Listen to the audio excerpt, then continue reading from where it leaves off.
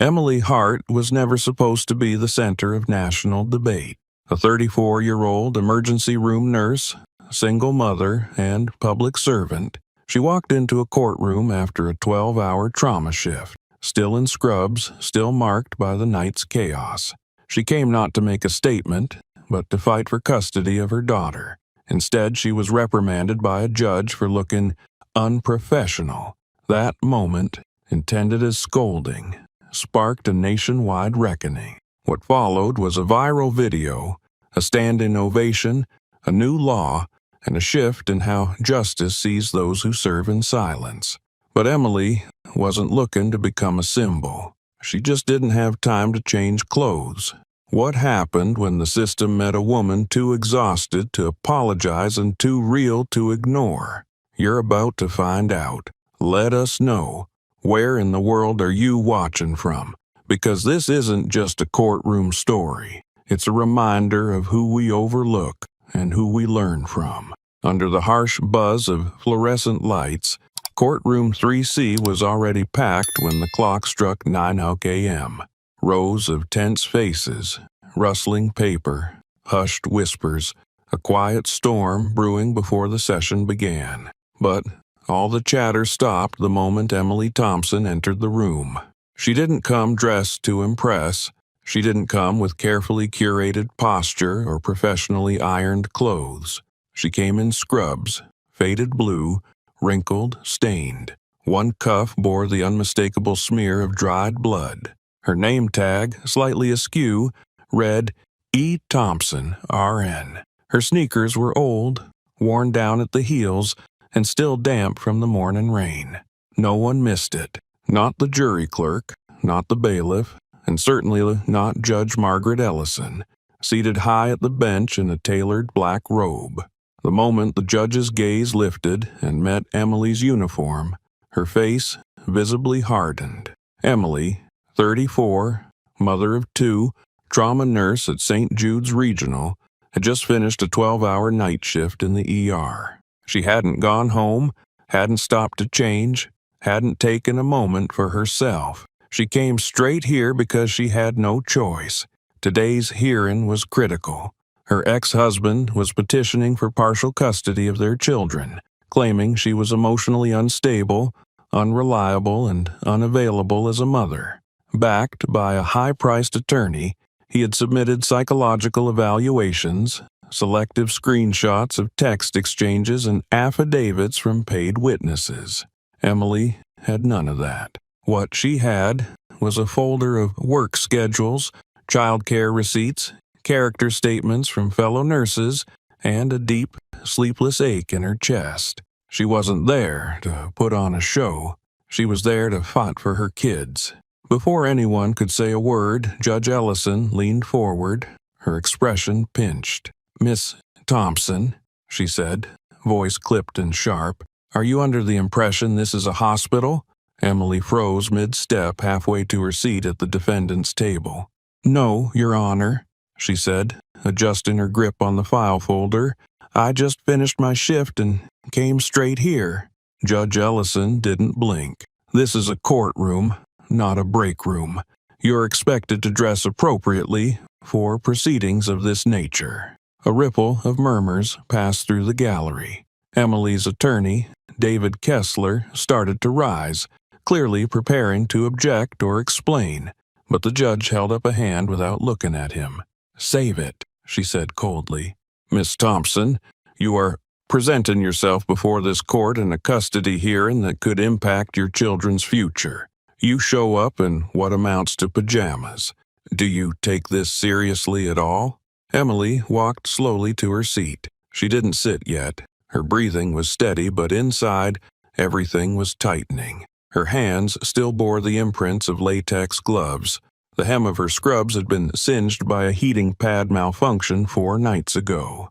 The blood stain, a 7-year-old boy, pulseless on arrival at 4:17 a.m. She'd gotten him back. She could feel everyone's eyes on her, the gallery, the court staff, even her ex-husband, who was seated smugly beside his attorney. The air felt tight, judgmental. Emily finally sat down, placed the folder in front of her, and looked up. The judge was still watching her, brows raised. Something shifted. "With respect, Your Honor," she said quietly, "these pajamas still have blood on them. It's not mine. It belongs to the child I helped bring back to life before the sun came up this morning." The room fell into an unnatural silence. The bailiff shifted uncomfortably. A pen rolled off a clerk's desk and clattered to the floor. Emily didn't raise her voice. She didn't need to. She simply continued. "I didn't have time to go home. I didn't have time to change clothes for court. I had time to choose. Save a life or show up here in a dry-cleaned outfit that would have meant a boy didn't get his mother's hug this morning. I chose the life." For the first time, Judge Ellison didn't respond immediately. Her lips pressed into a line. Her hand hovered over her gavel but didn't move. Emily sat straighter now. Her eyes didn't flicker away. Her badge glinted under the lights. Her presence, once dismissed as inappropriate, now seemed to fill the entire room. Kessler was silent beside her, stunned into stillness. The judge looked at him, then at the opposing counsel. Neither spoke. A woman in the back row slowly raised her phone and began to record. The moment wasn't dramatic. It was plain, stark, real, but it was undeniable. Judge Ellison exhaled, but her tone remained controlled. "This is not a platform for theatrics, Miss Thompson." Emily tilted her head slightly, not defiant, just grounded. "No, ma'am," she replied. "It's a courtroom. That's why I showed up. Not because I had the perfect outfit, but because I respect this court enough to be here, even when it meant not changing out of what I wore to save someone's child." This time, when silence fell, it stayed longer. Outside that room, the 30-second clip, no introduction, no commentary, was already spreading. TikTok, Twitter, Instagram, uploaded under the title, "Nurse Shamed for Scrubs." Her reply, "Dignity Defined." Thousands of views turned into hundreds of thousands. Hashtags appeared within minutes. Hashtag, "Let her wear scrubs," "Nurse Justice," "Respect the Real." But inside that courtroom, Emily wasn't aware of any of it. She wasn't tracking likes or shares. She wasn't trying to go viral. She was watching the judge, watching the walls that had been built against her begin, just slightly, to crack. And in that stillness, her voice carried something stronger than outrage. Truth. Judge Ellison opened her mouth to respond, but the words didn't come fast. Because what stood before her was no longer just a tired mother in scrubs. It was a reckoning in blue. The silence after Emily's words felt alive, like a current running under the floorboards of the courtroom.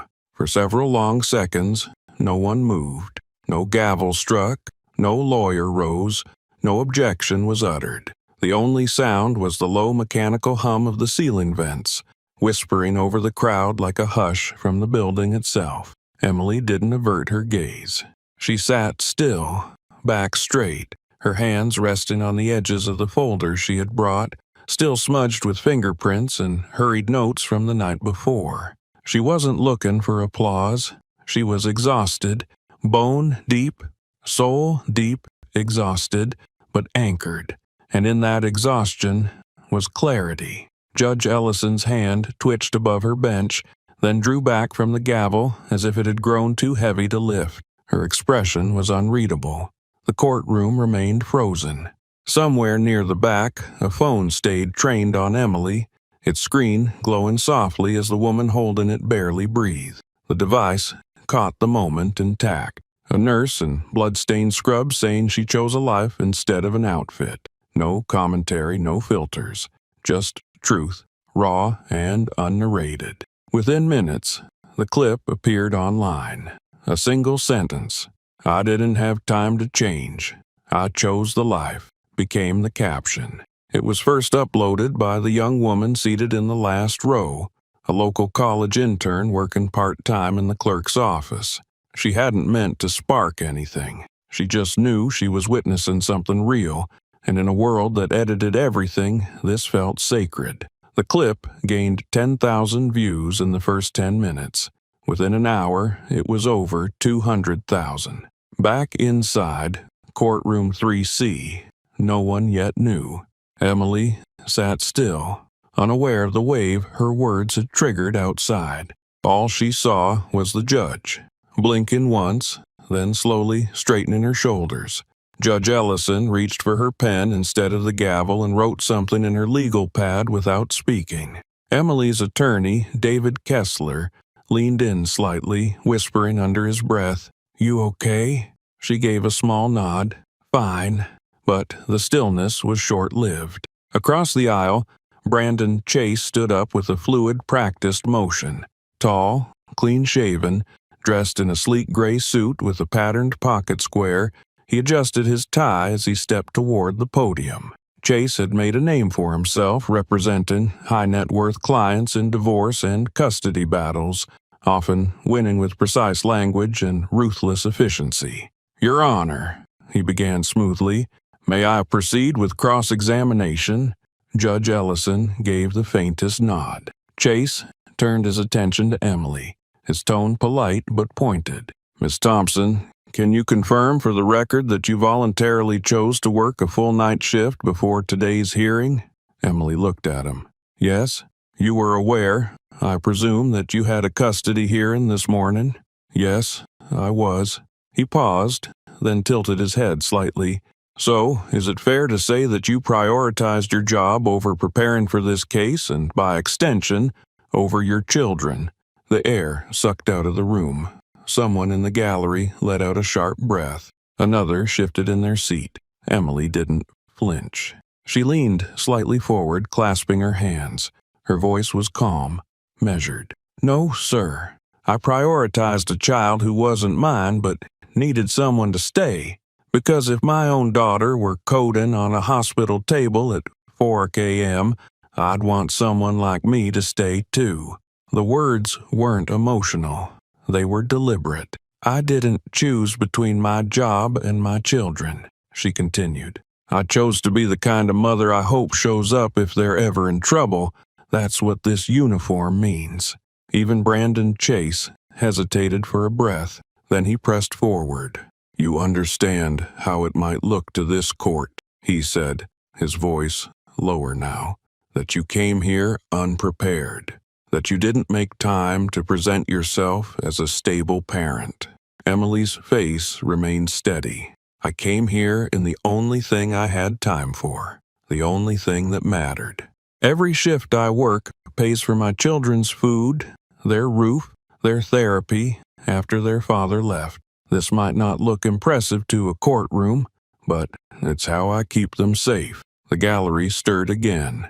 A woman near the back quietly wiped her eyes with a tissue. Kessler didn't move. Neither did the judge. Brandon Chase adjusted his tie again, but didn't speak right away. When he did, his tone had softened. "You sound emotional, Miss Thompson. I understand that. These cases can be difficult." Emily cut him off, not with volume, but with clarity. "I'm not emotional," she said quietly. "I'm exhausted. There's a difference. One comes from weakness, the other from doing everything in your power to hold your family together while people question your fitness because you didn't have time to iron your blouse." The words settled over the room like dust, fine and unshakable. For a second time that morning, no one spoke. The silence wasn't awkward now. It was reverent. Judge Ellison sat back slightly in her chair, not speaking, not intervening. Chase looked down at the notes in front of him, then slowly returned to his seat. He shuffled the pages, but the air had changed. The certainty with which he had approached the case now looked brittle. Kessler glanced over at Emily, but she was already focusing forward. Not triumphant, not defiant, just ready. The judge finally broke the stillness. "We'll take a short recess before we proceed." She didn't strike the gavel. She simply stood and stepped down from the bench, her robe brushing the side of the podium as she passed. The bailiff moved to open the doors, and the murmurs began again, soft and disoriented. No one left the room talking about legal briefs or visitation schedules. They were talking about her, Emily Thompson, the nurse in scrubs, the mother who stood her ground, the woman who chose a child's heartbeat over courtroom etiquette and in doing so, reminded an entire room what dignity really looked like. While the clip continued to explode across social media, inside the courthouse, Brandon Chase was not done. His next line of attack would not rely on tone. It would rely on character, and he was ready to dig deeper. Brandon Chase stood as the judge exited the bench, gathering his notes with practiced calm, though his jaw tightened just slightly. The impact of Emily's words had shifted the rhythm of the courtroom, but he wasn't done. Not yet. A viral moment didn't win a custody battle. Facts did. Records did. Control of the narrative did. And Brandon Chase had built a career dismantling stories like hers. By the time the recess ended and the courtroom settled once more into silence, the gallery was fuller than before. Word had spread fast. New faces now lined the walls. Off-duty nurses, a paramedic in uniform, even 2 med school students. They stood quietly, observing, some holding phones by their sides, screens dim but recording all the same. Judge Ellison returned to her seat with a quiet nod to the clerk. The gavel never struck. There was no need. Everyone was already listening. "Mr. Chase," she said, her voice steadier than earlier, "you may continue." He approached the podium slowly, scanning his notes before glancing at Emily again. She hadn't changed position. Still in those same scrubs. Still composed. Still watching him, not with defiance but with unwavering clarity. "Miss Thompson," he began, keeping his tone neutral, "you've made it clear that you worked a night shift leading directly into today's hearing. Is that correct?" "Yes." "You made that decision voluntarily?" "Yes." "You weren't mandated to work. You weren't covering an emergency call-in. You selected that shift yourself?" "I did." Brandon lifted his eyes to meet hers.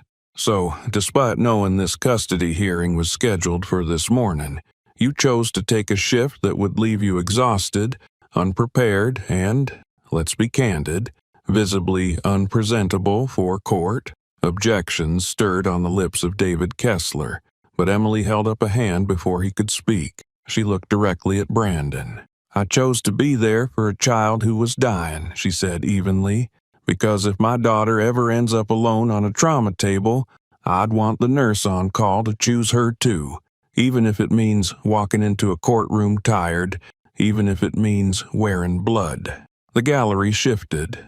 A few audible gasps, one stifled sob. Judge Ellison remained still, watching closely. "I'm not unprepared," Emily continued. "Every document in that folder," she gestured toward the file on the table, "was compiled between rounds. Every shift I worked paid for therapy sessions after their father left.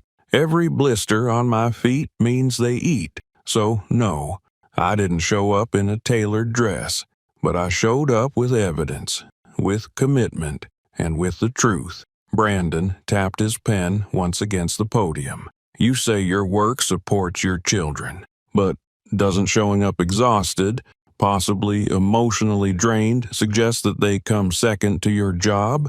"I don't separate the two," Emily replied. "My work protects them. My example strengthens them. I'm not chasing a promotion. I'm keeping them housed." Her words landed like quiet blows. In the back row, someone started typing furiously on their phone.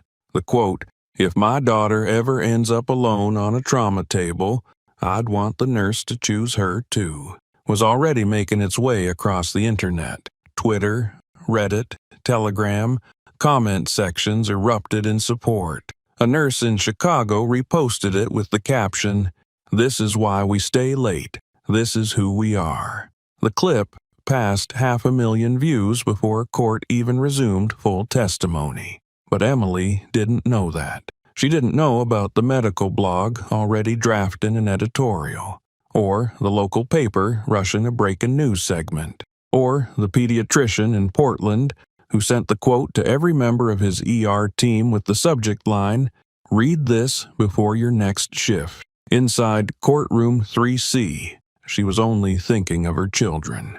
Across the aisle, Brandon Chase wasn't giving up.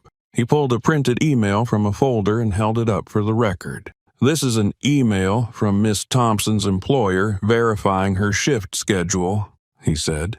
"She worked 5 consecutive night shifts this month, each 12 hours, including the night prior to today. Would you say that's sustainable for a single parent?" "I would say," Emily replied, "that it's what was needed. Until recently, I had no choice but to take every shift offered to keep our apartment and pay for child care.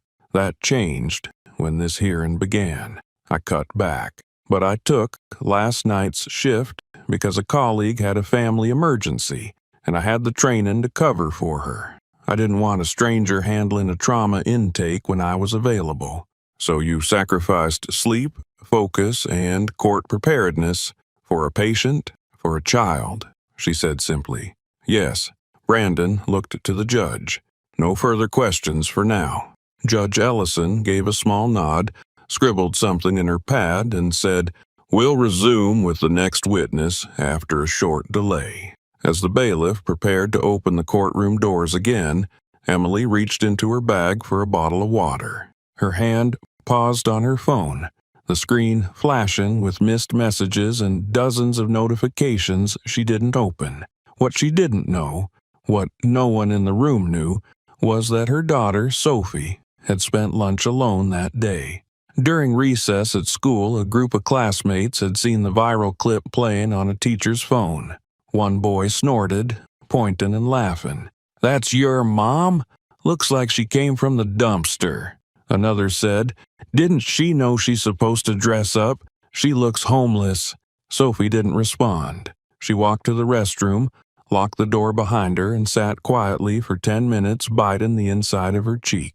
When the bell rang, she went back to class without saying a word. At home that evening, she would ask Emily a question that would break her heart. But for now, inside the courtroom, her mother sat surrounded by strangers, fighting with words for something she didn't know was already being mocked on a playground. And while Emily held her ground inside the courtroom, outside, another kind of battle was already unfolding, one she hadn't seen coming, and one she couldn't fight alone. At Hillside Elementary, recess had barely started when Sophie Thompson heard her name whispered through cupped hands and smirking faces. The school courtyard, normally loud with the sounds of tag and bouncing basketballs, felt like a stage. She stood near the monkey bars with her arms crossed, watching a group of kids huddled over a phone near the benches. One boy pointed at the screen. "There she is," he said. "That's Sophie's mom. She didn't even change for court." Another girl chimed in, not cruelly, but with the kind of tone that cut deeper for its indifference. "Why would she wear that? It's a courtroom, not a hospital." And then came the phrase that would stick. "She looks like she came out of a garage, not a courtroom." Sophie didn't respond. She didn't cry, not at first. She just turned and walked toward the edge of the school building, finding the farthest bathroom on campus, the one nobody really used because the lights flickered and the paint peeled from the stall doors. She locked herself inside the farthest stall, sat down on the closed toilet lid, and let the tears come quietly. She wasn't crying because of what the other kids said. Not entirely. She cried because she loved her mom. But at that moment, a part of her wished her mom had just worn something else. Anything else, just so people would stop talking. So she wouldn't feel this small. So she wouldn't feel like she had to defend someone who had already defended everyone else. Inside the stall, Sophie pulled her knees to her chest and wiped her face with her sleeve. On her wrist, a bracelet her mom gave her last Christmas, white beads with the word "strong" spelled out in silver letters, dug into her skin as she hugged herself tighter. Back at the courthouse, Emily was reaching for a granola bar she'd tucked into her bag that morning. The label had peeled halfway off, and the corner was crushed, but she hadn't eaten since 6 a.m. She took a small bite, barely chewing. Her stomach had been twisted into knots since the moment the hearing started. David Kessler leaned over and whispered, "We'll be calling our first witness shortly. You sure you're ready?" Emily nodded slowly. That's when her phone vibrated again.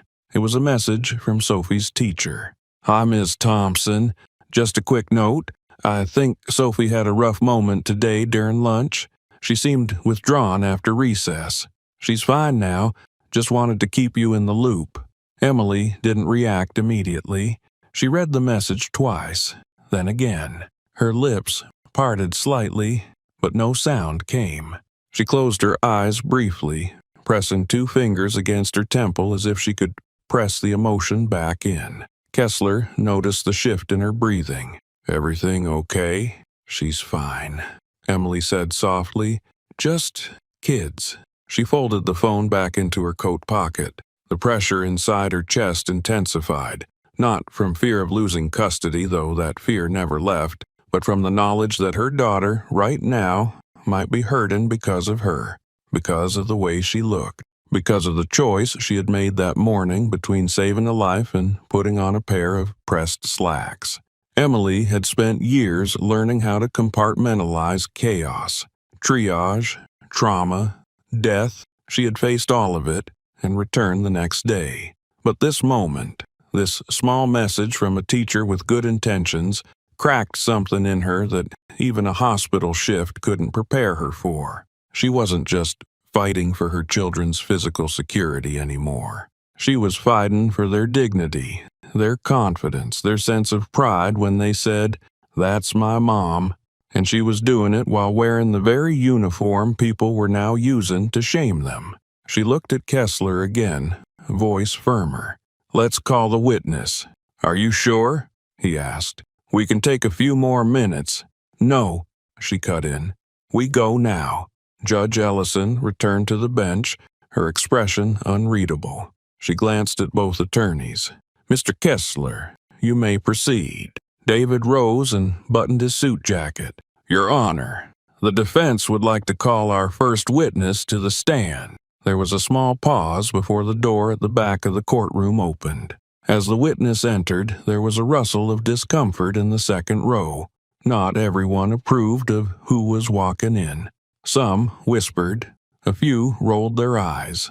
One woman, sitting near the aisle, narrowed her gaze in disapproval. Because not all support is welcome. Not all allies are embraced immediately, especially when they challenge the status quo, or when their presence reminds people in power that there are other forms of authority outside the courtroom. Emily didn't flinch. She knew who was coming, and while some in the gallery were prepared to judge, she was ready to let the truth speak through someone else's voice this time. As the witness approached the stand, Emily's eyes remained locked forward. She had just survived a line of attack that tried to question her priorities as a mother. She had endured the judgment of robes and stares and algorithms. And now, even as the weight of her daughter's humiliation pressed against her ribs like a stone, she didn't retreat. She didn't apologize. She moved forward. But just as the witness prepared to speak, a voice, quiet but cutting, emerged from within the courtroom. Not from the stand and not from the judge, but from someone else.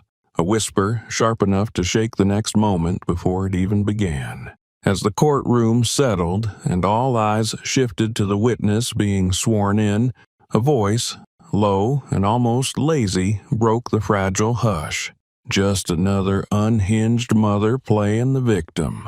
The words weren't projected. They weren't meant for the room, but they were spoken loud enough to catch in the air, like a match flicked too close to dry leaves.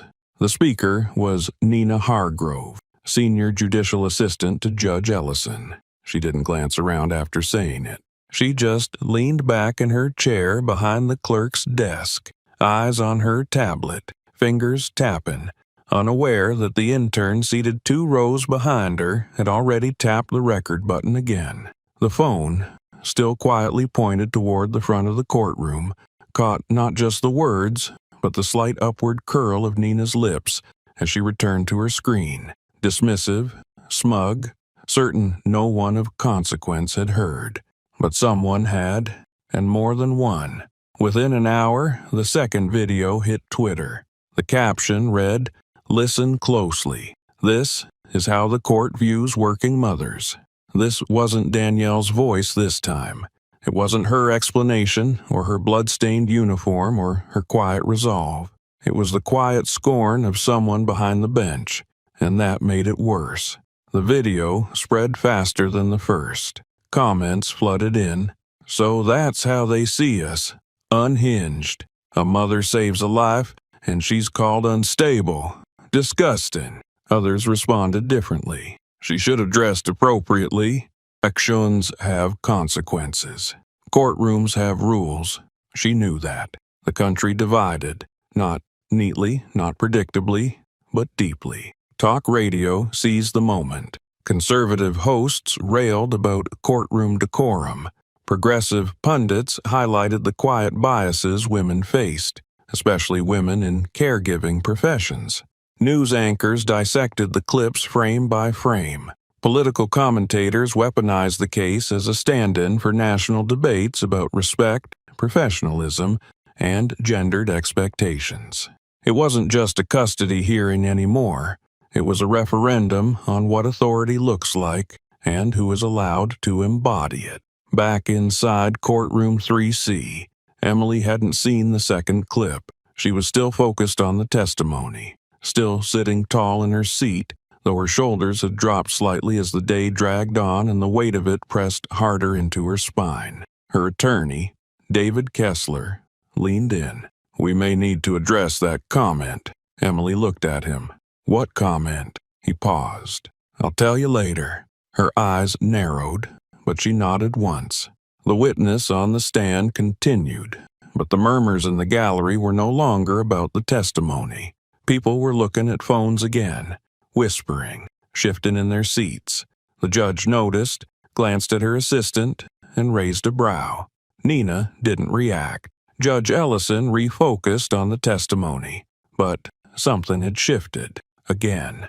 No gavel could control the narrative now. It was already loose in the wild. The courtroom was no longer insulated. It was permeable, transparent. Every word, every glance, every sigh was under scrutiny, not just from the people in the room, but from the nation now watching. Outside the courthouse, a small crowd had begun to gather. Not a protest, not yet, just observers. Nurses in uniform, a few EMTs, one man in a fire department jacket, arms crossed, watching the door. They weren't shouting. They weren't holding signs. They just stood, silent, a presence. A question embodied. Who decides what respect looks like? Who gets to speak and still be heard? Back inside, the first witness stepped down. The judge called for a recess before the next phase of testimony. Emily stood slowly, stretching her legs. She moved to the hallway just outside the courtroom, where the filtered light through high windows painted the floor in dull patterns. She didn't check her phone. She didn't want to. Kessler followed her, still holding his legal pad. "We need to keep momentum." "I know. You okay?" Emily stared straight ahead. "People are whispering again." "They were always whispering," he replied. "They're just louder now because someone hit record." She almost smiled at that. Almost. Then something caught her eye. Just past the security station in the lobby, near the edge of the building's main entrance, a small figure stood with a nervous grip on the handle of a worn backpack. His shoulders were squared, but his feet shifted like he was trying to keep from bolting. A boy, not more than 12, alone. He spotted her. Emily froze, because she knew that face. His name didn't come immediately, but the memory did. 2 months ago. Severe asthma attack. He'd collapsed outside a soccer field. She'd been the nurse on duty when the ambulance pulled in. He had blue lips, barely breathing. She'd stabilized him with epinephrine, talked him through the fear, kept him conscious until the respiratory team arrived. And now he was here. He stepped forward timidly, clutching something in his hand, a folded sheet of paper. He didn't speak. Emily took a step toward him. "Are you here with someone?" He shook his head. Before she could ask more, his mother appeared through the doorway, clearly flustered, breathless, apologetic. "I told him we'd be late," she said. "He insisted we come anyway. He saw the video. He said, 'That's her. That's the nurse who didn't leave me. And he wrote you something.'" The boy handed the note to her without a word, then stepped back behind his mom like he'd spent all his bravery on that single act. Emily didn't open the note. Not yet. She folded it and slipped it into her pocket, glancing once at Kessler, who simply nodded. That note would soon find its way into the record, not as legal evidence but as something stronger. As the next witness prepared to enter, no one in the courtroom knew that this boy's letter would speak louder than any testimony on the stand. Emily returned to the courtroom with the folded letter still tucked inside her pocket. She hadn't opened it. She couldn't. Not yet. Not with her hands still trembling from the unexpected encounter. Not with her mind racing through every possible implication of why that boy, Noah, had come. He hadn't spoken much, hadn't tried to make a scene. He had simply shown up the way she always tried to show up, for her kids, for her patients, for herself. The courtroom was half full when she stepped back inside. A few new faces had joined the gallery. Word of the trial had spread quickly, and more onlookers had arrived, some wearing scrubs, others simply curious, all watching her as she passed. She didn't look at them. Her focus was on the bench, where Judge Ellison sat waiting, the corners of her mouth unreadable. David Kessler leaned in. "I'd like to submit the letter," he whispered. Emily hesitated, then gave a slight nod. "Do it." Judge Ellison tapped her pen on the desk. "Mr. Kessler, you may proceed." He stood and cleared his throat. "Your Honor, before we call our next witness, we'd like to enter into the record a letter delivered to Ms. Thompson this afternoon by the family of a former patient." Chase was already leaning forward. "Relevance, Your Honor?" Kessler didn't flinch. "The letter pertains directly to Miss Thompson's character, reliability, and fitness as a parent. The child referenced in the letter was treated by Ms. Thompson during a medical emergency, an event tied to the very shift she worked prior to this hearing." Ellison nodded slowly. "Let me see the letter." Kessler walked it forward. No theatrics, no preamble, just the single folded page passed from hand to hand until it landed on the bench in front of the judge. She unfolded it carefully. Her eyes scanned the short lines, written in large, uneven letters. Her face didn't change, but something in her posture did. "To whom it may concern, if Nurse Thompson hadn't stayed late, I would have died. She didn't leave. Please give her kids back. She's the kind of mom who saves lives." No signature, just the words, just that quiet urgency etched by a 12-year-old who knew more about life and death than most adults in that room. The judge looked down at the letter for a long time before folding it again and placing it face down beside her notes. She said nothing, but when she looked up at Emily, her eyes didn't carry the same detachment they had that morning. Kessler sat back down. Brandon Chase didn't rise this time. He adjusted the stack of papers on his desk, suddenly aware of how flimsy his color-coded tabs looked next to a piece of lined notebook paper written in a child's hand. The courtroom was still. Even Nina, the judge's assistant, didn't glance up. For once, she stayed silent, her earlier comment still lingering in the atmosphere, heavier now that this letter had cut through the noise. Emily remained seated, hands in her lap, her fingers brushing the fabric of her pants, steadying herself. She didn't speak. She didn't need to.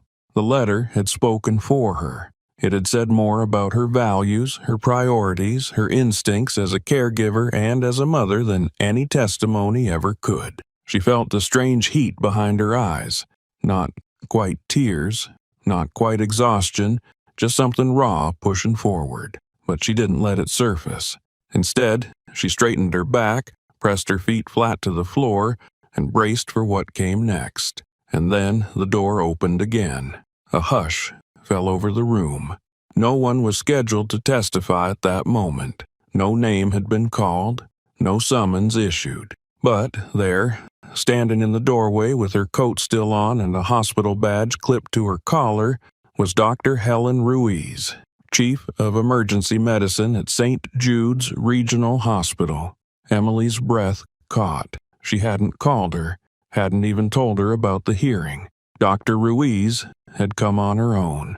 Every eye in the room turned to watch her approach.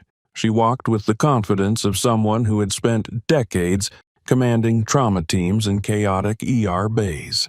Her face was calm, composed. She wore no makeup. Her gray-streaked hair was pulled into a tight bun. Her coat was wrinkled, and her shoes were still stained from antiseptic. "Your Honor," she said, as she reached the front of the room, "I'd like to offer testimony regarding Nurse Thompson's professional conduct and character." Ellison blinked, clearly caught off guard. "Dr. Ruiz, were you called by the defense?" "No, ma'am. I came voluntarily." Chase stood. "Your Honor, we object. This witness was not disclosed. She is a direct supervisor and will speak only to first-hand observations of the defendant's behavior in medical crises," Kessler said quickly. "If Mr. Chase would like a recess afterward to cross-examine, we'll allow it." Ellison looked at both attorneys, then nodded. "Proceed." Dr. Ruiz was sworn in and took her place at the stand. Emily didn't move. She watched in stunned silence as the woman who had trained her, promoted her, and challenged her, like no one else prepared to speak in her defense without being asked. Ruiz looked first at the judge, then at the courtroom. "I've come today because there seems to be confusion about what it means to show up in scrubs," she began, her voice firm but not harsh. "I understand courtroom expectations.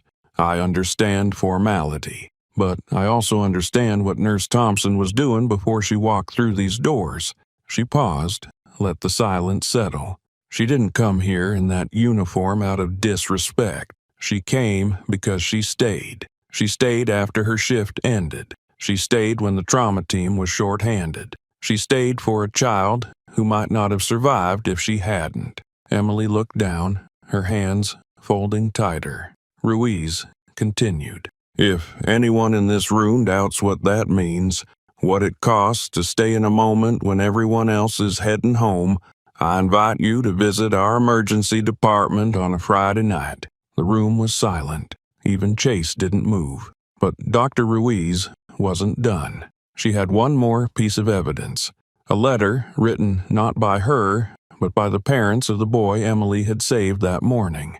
And once she read it aloud, the courtroom would never sound the same again. Dr. Helen Ruiz didn't raise her voice. She didn't need to. The tone she used was the same one that had quieted panicked interns and calmed frantic parents for over 20 years.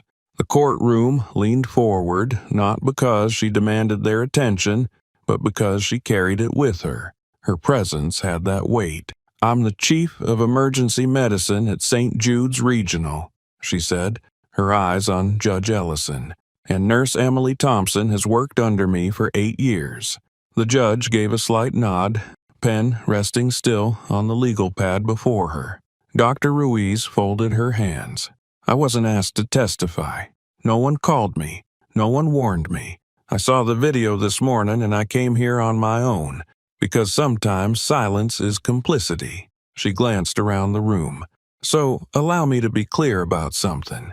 Emily Thompson didn't come to this courtroom in scrubs because she disrespected this court. She came in scrubs because she respects life. And that morning, at 4:17 a.m., life was on the line." Kessler sat quietly, his expression neutral, but alert. Emily remained frozen, watching the woman who had once scolded her for a missed IV placement, now speaking on her behalf without hesitation. When we receive a trauma code, Ruiz continued, we don't have time to assign emotions. We don't get to process the weight of what we're doing until after, maybe days after. But there's a moment, a flash, where someone either shows up or doesn't. Some freeze, some fail, some flinch, and some stay. Her voice didn't shake, but the room felt it. Emily is the one I call when others flinch. She's the nurse I ask for when residents panic, when the trauma board fills with red markers and the air smells like blood and antiseptic. She's the one who steps forward. Brandon Chase looked down, flipping a page in his binder, not reading it. His hand tapped once against his pen, then stopped. Ruiz turned slightly toward the gallery, letting her eyes move across the room. There seems to be a debate happening outside this building about whether showing up in work clothes to court is unprofessional, that maybe it disrespects the tradition of this room. So let me say this. If showing up in the uniform you wore to save a dying child is seen as disrespect, then I strongly encourage everyone in this courtroom to spend a Friday night in the emergency department. Come see what real disrespect looks like, when lives hang by threads and the only thing standing between a mother and a body bag is someone in blood-stained shoes. Gasps rippled quietly, but no one interrupted. Judge Ellison had not moved since Dr. Ruiz began. Her posture was stiff as always, but her hand, which had been so quick with the gavel that morning, now rested still and open. Ruiz turned back to the bench. You want to know what kind of mother Emily Thompson is? She's the kind who stays, not just at work, not just with her patients, but with her children. She's never missed a parent-teacher meeting on her day off. She schedules double shifts so she can be there for every school play. She doesn't use her job as an excuse. She uses it as a shield. Silence. Again. Heavy. Clear. Emily lowered her eyes for a second, not in shame, but to steady herself against the wave building inside her chest. She hadn't expected any of this. She hadn't known Dr. Ruiz had watched that video, or that she cared enough to come in person. But now she knew. And knowing that, having someone like Ruiz not just understand, but step forward, did something to her bones. It made her feel less alone. Then Ruiz reached into her bag. One more thing, she said. Kessler raised an eyebrow. Emily leaned forward, confused. I have a letter, Ruiz said. It's from the parents of the boy Emily saved this morning. They wrote it in the waiting room after learning where she went after the code. Ruiz unfolded the note and walked it up to the clerk's desk. The clerk hesitated, then took it and passed it up to Judge Ellison. She unfolded the page and read silently. It wasn't long, 4 lines. To whom it may concern, if Nurse Thompson had not stayed past her shift, our son would not be breathing. Give her children back. She's earned them 100 times over. There were no signatures, no formatting, just truth. Judge Ellison blinked slowly, pressing her lips together. She placed the letter face down beside the one written by the boy, her fingertips resting gently on the edges of the paper as though it might fly away if she didn't hold it there. The courtroom remained still. Nobody stirred. Even Nina, seated behind the judge, looked up from her screen with a rare trace of uncertainty. Dr. Ruiz returned to the stand and looked directly at Emily. She's not here to play victim. She's here because she stayed. And if you want to penalize her for that, do it out loud. Don't pretend it's about clothing. Then she turned back to the bench. No further comment. She stepped down and walked quietly to the side of the gallery, taking an empty seat in the back without saying another word. Judge Ellison remained motionless for several seconds before finally lifting her gaze and glancing toward her clerk. She didn't speak. She didn't write. She simply stared ahead, as if something inside her had started to shift, and she hadn't yet decided whether to resist or let it happen. Judge Ellison remained silent, but for the first time that day, her silence didn't feel like authority. It felt like reckoning. The room waited. And, as it waited, the pressure inside her chest began to crack the image she had spent decades perfecting. Judge Margaret Ellison sat motionless behind the bench, the courtroom hushed before her. Her hand rested lightly on the edge of the letter folded on her desk, the one written by parents in the sterile waiting room of a hospital as their son hovered between breath and silence. On top of it sat another, shakier piece of lined notebook paper, just 4 lines, written by a 12-year-old who had seen more in one night than some saw in a lifetime. She hadn't touched her gavel in nearly half an hour. Her eyes, once sharp and cool, now appeared distant, but not unfocused. If anything, they had begun to see more clearly. She leaned back slightly, the chair creaking under the shift, and reached for the transcript of the morning session. It had already been printed and bound by her assistant, as was standard procedure, but now the words felt anything but routine. She flipped to the section marked with a red tab, Testimony, Emily Thompson. The quote was there, underlined, typed cleanly, emotionless on the page. I didn't choose between my job and my children. I chose to be the kind of mother I'd want to show up if they were ever in trouble. Margaret read it once, then again. The third time she read it aloud, but only to herself, the words barely a breath against the hum of the courtroom's air vents. Her fingers, weathered and neat, moved to the edge of her collar. She loosened it slightly, then stopped, catching herself. That's not what judges do, she thought. That's not what she does. But today had already torn through protocol. Something else stirred in her memory, unbidden. A distant evening. She had been 23, freshly graduated from law school, volunteering part-time at a city clinic while waiting for her bar results. It was a rotating community medical center, one of those thrown-together facilities run by overworked interns and underpaid residents. One night, they asked her to sit with a child whose mother was being rushed into emergency surgery. Not to treat, not to intervene, just to stay in the room and offer comfort until the nurse arrived. She had lasted 7 minutes. 7 minutes until the smell of disinfectant and blood overtook her, until the moans from the hallway and the distant whir of machines overwhelmed her composure. She left without telling anyone, simply walked out into the street and kept walking until the city noise replaced the sound of grief. She never told anyone, never returned to that clinic. That had been decades ago. Now, sitting in a courtroom surrounded by public attention and viral scrutiny, she thought about that version of herself, the one who couldn't stay, the one who flinched. And she thought of the woman before her, still seated in stained scrubs, her hair pulled back with strands falling loose, her face drawn from hours without sleep. A woman who had stayed, not once, not twice, but night after night, who had stayed with strangers, who had stayed for children not her own, who had stayed through heartbreak, exhaustion, and judgment. Margaret swallowed, something tight catching in her throat. Not emotion, reflection. The room around her remained still, but the weight in her chest shifted, not lifted, shifted. She looked at Emily again, and for the first time she didn't see the attire. She didn't see a defendant. She saw a mother who had chosen something she herself had walked away from.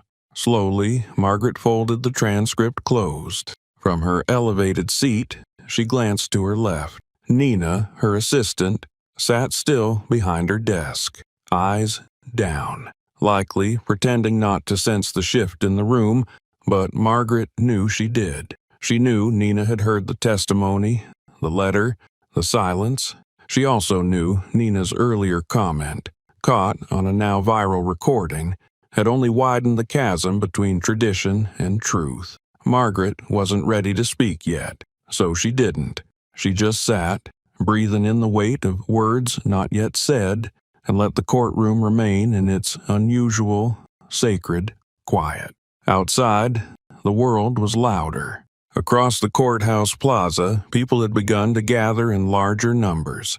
A nurse from the children's hospital stood near the steps, arms folded over her scrub top, watching the front entrance like a soldier on post.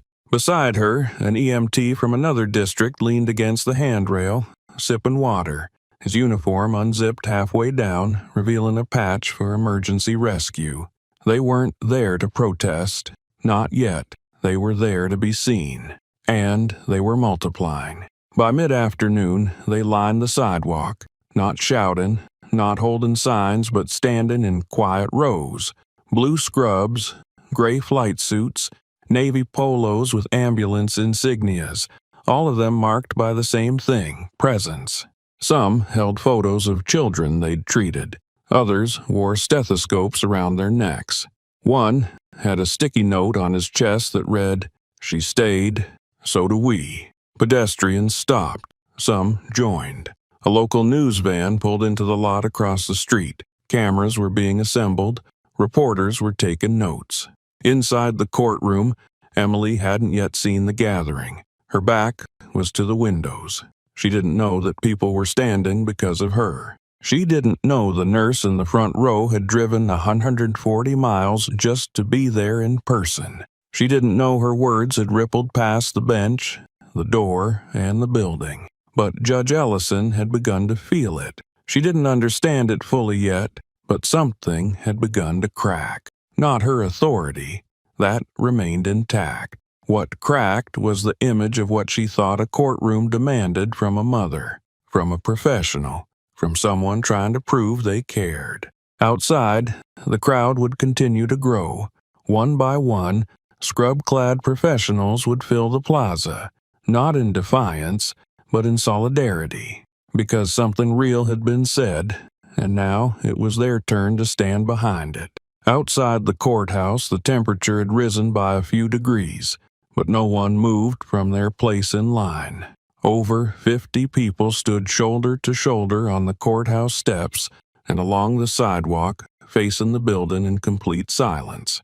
They wore blue, green, and gray. Scrubs, EMT uniforms, paramedic jackets, firefighter turnout pants with suspenders hanging down from the waist. Some stood with arms crossed, others with hands at their sides, but all of them stood still.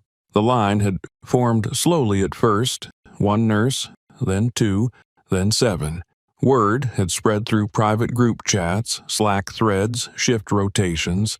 Someone had shared the clip of Emily speaking in court. Someone else had shared the letter from the 12-year-old boy. No one had issued a formal call, no press release, just a simple message passed around like a quiet call to arms. She stayed, so we show up. Local news arrived first, setting up cameras at the far end of the plaza. A reporter from Channel 7 approached the crowd, but was met only with calm, unspeaking gazes. No one offered a statement. No one looked away. By the time CNN's crew pulled up, the unofficial formation had doubled. A third line began to curve gently along the sidewalk, wrapping around the east entrance of the courthouse. The network's lower third read, "Scrubs turned symbol. Viral custody case. Sparks national response." Social media boiled over. Twitter flooded with photos of the crowd, tagged with variations of the same caption. "Respect the scrubs and know who you're talking to." The phrase that began to dominate most of the posts was one that had emerged quietly in a viral tweet from an ER nurse in Boston. "Don't ask them to change clothes. Ask who had the courage to wear them." By noon, that quote had been shared over 3 million times. Another nurse had printed it onto a sign taped across her chest. Still, she didn't speak. The uniform did. Inside the courthouse, Emily had no idea what was happening outside.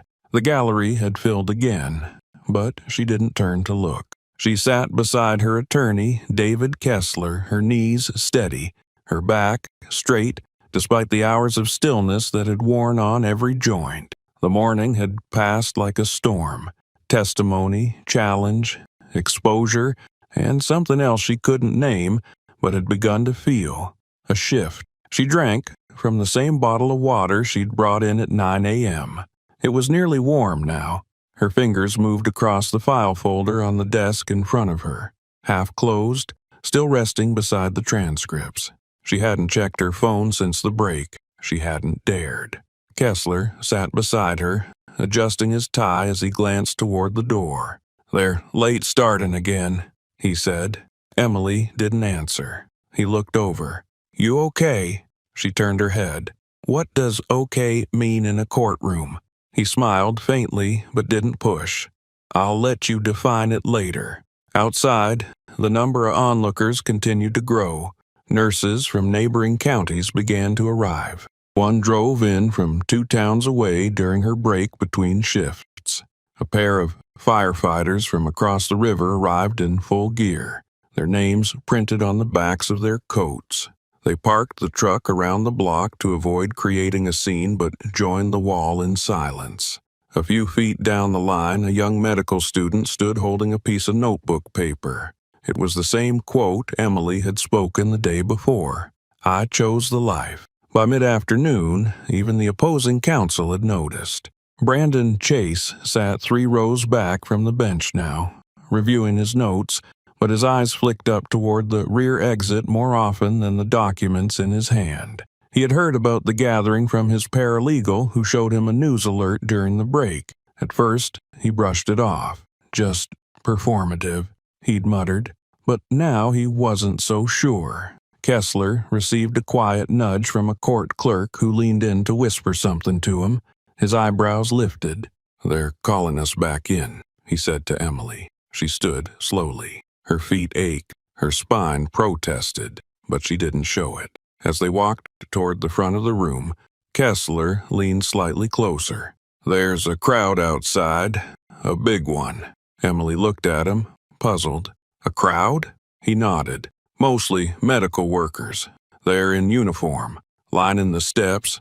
TV crews are out there. I think," he paused, unsure how to phrase it, "I think they're standing for you." She blinked once. "I didn't ask for that.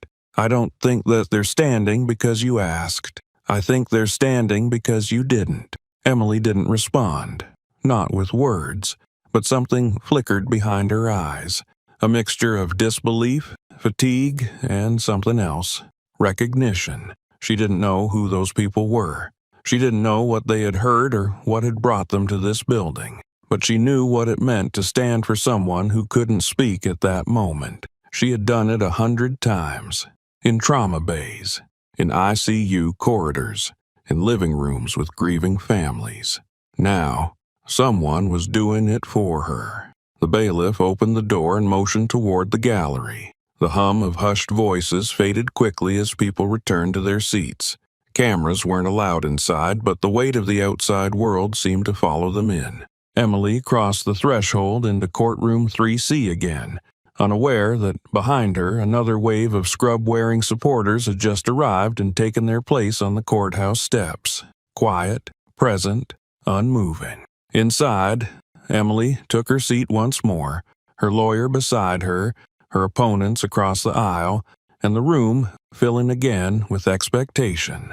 But before the afternoon testimony resumed, a young woman from the court clerk's office approached her, timid, hesitant, and said something that would stay with her far longer than any ruling. As the courtroom settled once more and people filed quietly into their seats, Emily remained near the front row, her hands folded loosely in her lap. She didn't speak. She had nothing left to say for now. The fatigue, though buried beneath a layer of resolve, was creeping into her shoulders. Her neck ached from holding tension for too long.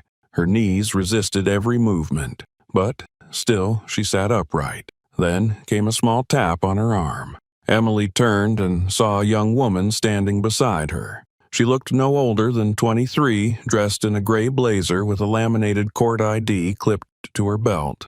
A court clerk, clearly nervous, eyes flicking toward the judge's bench and then back to Emily. She leaned down slightly, voice soft so no one else could hear. "My mom's a nurse," she said. "She works at St. Agnes in the neonatal unit." Emily blinked. The woman went on, rushing slightly, as if afraid she'd be stopped mid-sentence.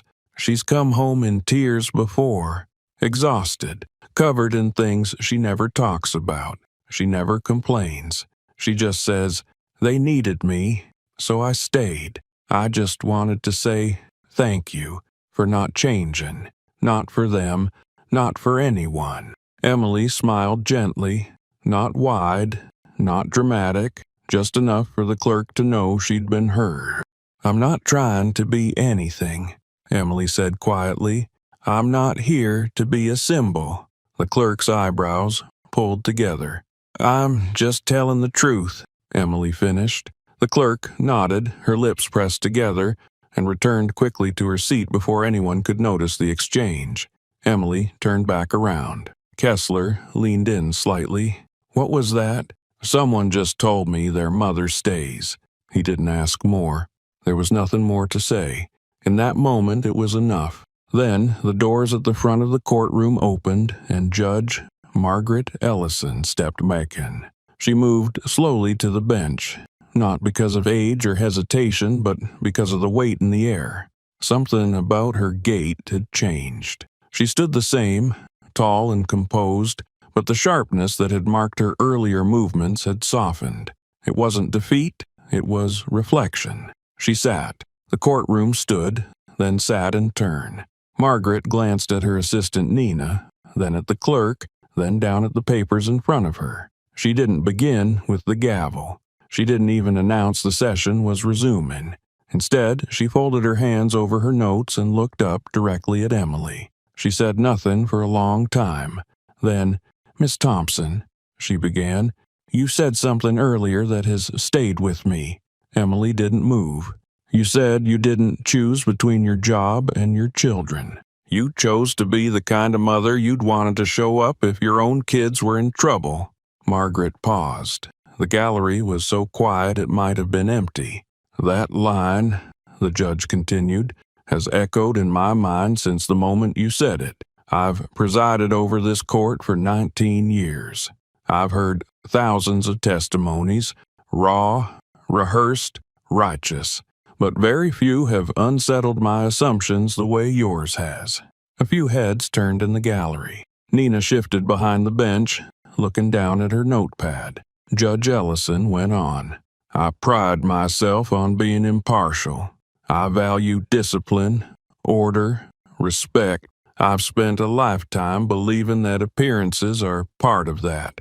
That structure requires standards." She picked up the letter from the boy and unfolded it again, but didn't read it aloud. "And yet," she said, "perhaps true respect is not defined by polish. Perhaps it's defined by what we're willing to sacrifice without ever expecting praise." No one dared breathe. Margaret looked out at the gallery now, not just at Emily. Her voice carried farther but stayed calm. "I have seen this courtroom filled with people who came dressed perfectly, who spoke eloquently, who met every traditional mark of preparation, and who lied with every word. But today, I saw someone walk in exhausted, unfiltered, unvarnished, and offer only truth." The room held the weight of it. Margaret returned her gaze to Emily. "I'm not ready to rule today. There is still evidence to review, but I will say this. Your presence has reminded this court of something vital. That strength isn't always loud. It isn't always clean. Sometimes it walks in late, wears blood, and still holds the world together." Emily didn't move. Her lips parted just slightly. Her chest rose, slow and measured. She said nothing. The words had not been a ruling, but they had been something else, something almost as rare. Recognition. Margaret set the letter back down on the bench, stacking it neatly atop the transcript. "We will reconvene shortly for final statements," she said. Then she stood. The room rose again. As the judge disappeared behind the door, the hush that followed didn't feel procedural.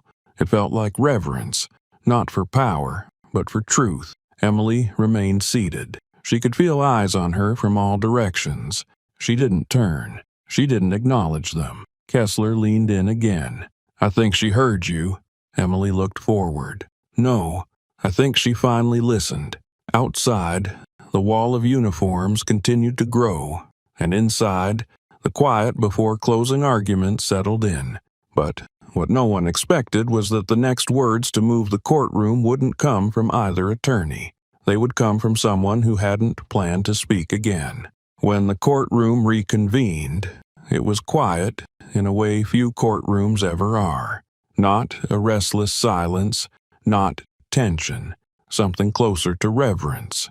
The kind of stillness that doesn't require control because everyone already understands the weight of the moment. Judge Margaret Ellison re-entered through the chamber doors alone, her robe pressed but now hanging a bit looser than before, or maybe it just seemed that way. She walked with slow certainty, carrying no file, no gavel, only herself. When she took her seat at the bench, the court rose in near-perfect unison and then sat again at her motion. She did not look down at the paperwork before her. She looked straight ahead. Her voice was steady, clear. Before we proceed to final arguments, the court has reviewed all testimony presented this morning and early afternoon, she said. But more than reviewing the evidence, the court has listened. A pause. Then she turned directly to Emily Thompson. Miss Thompson, I want to begin by addressing something I said earlier in this proceeding. The room went still again, tighter now. This morning, I questioned your attire in this courtroom, she said. I labeled it inappropriate. I implied it showed a lack of respect for this court's procedures and the seriousness of these proceedings. Emily didn't move. She sat as she had for hours, calm, centered, quiet, but inside her chest, her heart pounded louder than it had during any moment of testimony. Judge Ellison inhaled, then exhaled slowly. I was wrong. The words dropped into the room like stone and water. The uniform you wore to this courtroom was not a failure of decorum, she said. It was a declaration of dignity. You did not disrespect this court. You honored it in a way I did not recognize at the time, and I apologize, formally and personally, for failing to see that. The gallery didn't shift. No whispers, no coughs, just breath and awareness. Ellison turned to the court clerk. Let the record reflect, she said, her voice firm, that all prior commentary from this bench regarding Miss Thompson's appearance is hereby struck from the official record, permanently. A murmur of motion rippled through the gallery as people sat up straighter, some glancing at one another as if silently confirming they'd heard her correctly. Emily blinked, not out of disbelief, but to clear the heat rising behind her eyes. She lowered her head for a moment, not to hide emotion, but to steady herself against the wave of it. Judge Ellison continued. This courtroom has seen its share of false polish, of well-dressed frauds and rehearsed deceptions. We have seen witnesses who look the part and say the right things and lie the moment they take the oath. Now her voice lowered just slightly, drawing the gallery closer. Today, we saw something else. Someone who walked in after saving a life, not for show, not for performance, but because they were summoned to fight for their family. That is not disrespect. That is service. And this bench will not punish service. She looked toward both attorneys now. I do not make this statement to influence the outcome of the case, but to correct the tone of these proceedings. This court must not only uphold law, it must reflect justice. And justice cannot be blind to integrity, wherever it appears, even in scrubs. Kessler nodded once, but didn't speak. Chase, who had been reviewing a note in his binder, stopped mid-read and rested his hand flat on the page. Judge Ellison sat back, her shoulders loosening just slightly. The correction had been made, not out of pressure, not from protest, but from principle.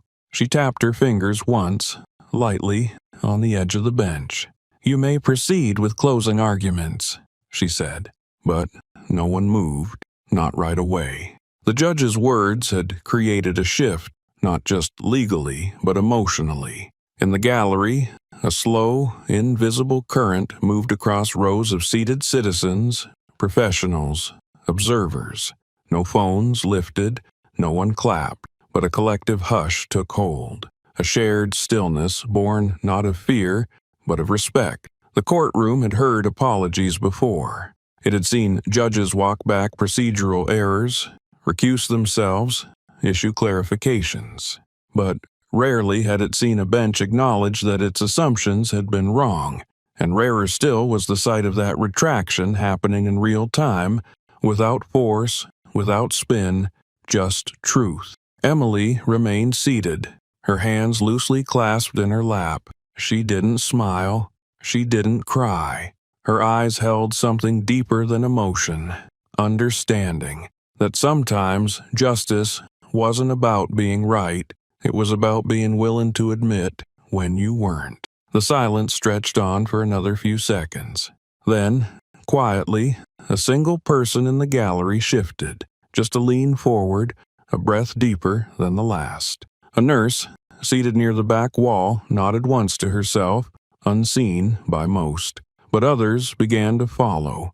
Small gestures, quiet acknowledgments. It was as if the room had decided, wordlessly, that for once, silence was the only appropriate response. Not a standing ovation, not a chant, just stillness, the kind that wraps around truth and lets it breathe. Emily looked down at the folder on the table. The papers hadn't changed. Her life outside this room hadn't suddenly become easier. The shifts were still long, the bills still waiting, the therapy for Sophie still scheduled every other week. But something had lifted, and it wasn't the weight of public judgment. It was the quiet shift of finally being seen, not in spite of her exhaustion, but because of it. The court would move forward. Testimonies would conclude. Arguments would be made. But even before a decision was handed down, something irreversible had occurred. A room built to measure law had, for a moment, remembered the cost of grace. It happened without warning. No cue, no prompting, no orchestration, just one small motion, as organic as breath. A nurse in the back of the courtroom, mid-30s, gray scrubs, stethoscope still draped around her neck, rose slowly from her seat. Her hands stayed at her sides. She didn't look at anyone. She didn't raise a sign or hold a phone.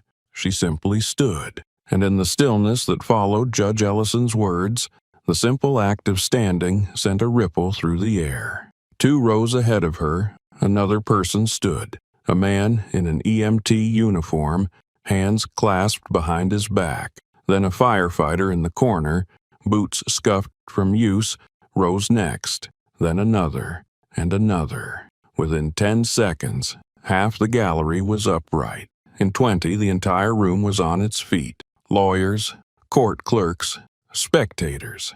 Even Brandon Chase, slow to react, eventually set down his legal pad and pushed himself out of his chair. He didn't look at Emily. He didn't look at anyone. He simply stood, as if his body had decided for him before his mind caught up. No one spoke. No one clapped. There was no applause, no celebration. It wasn't joy that filled the room. It was reverence for truth, for resilience, for the recognition that something undeniable had just happened, and pretending it was ordinary would have been a lie too loud for silence to cover. Emily didn't move. At first, she didn't even realize what was happening. She was still seated at the table beside Kessler, eyes down, lost in the breath between the judge's correction and the resumption of court proceedings.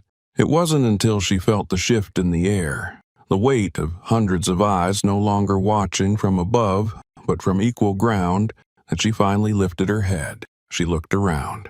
Row after row of people standing, not for victory, not for verdict, not for spectacle, but for her, or, more accurately, for what she represented. For showing up, for staying, for choosing not to change, even when the world expected her to. Still seated, Emily's chest rose slowly. She didn't smile, she didn't cry, she just looked. And then she stood too, not because she wanted to acknowledge the room, but because she couldn't remain seated anymore. She stood for them, for all of them, for every person who stayed after their shift, for every caregiver who walked into courtrooms misunderstood, for every mother who balanced exhaustion with expectation and kept showing up anyway. When she stood, it was as though the room exhaled all at once, a collective release, a quiet letting go of the assumptions that had once filled that space.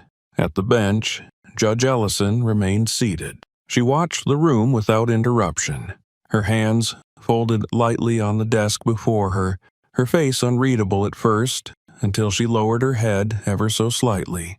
Not a bow, not an act of surrender, but an acknowledgement. For the first time that day, Margaret Ellison lowered her head not in authority, but in deference to something she could no longer claim to control. It wasn't law that had filled that courtroom. It was something older, something harder to define. The collective honoring of sacrifice, the deep recognition of truth, the silent agreement that appearances were never as real as the actions people take when no one's watching. The stillness lasted longer than anyone expected. No one gave a signal to sit. No bailiff banged the door. It was only when Judge Ellison finally lifted her head, pressed her fingertips gently against her papers, and said, "This court is now ready to proceed," that the room slowly, gently returned to their seats.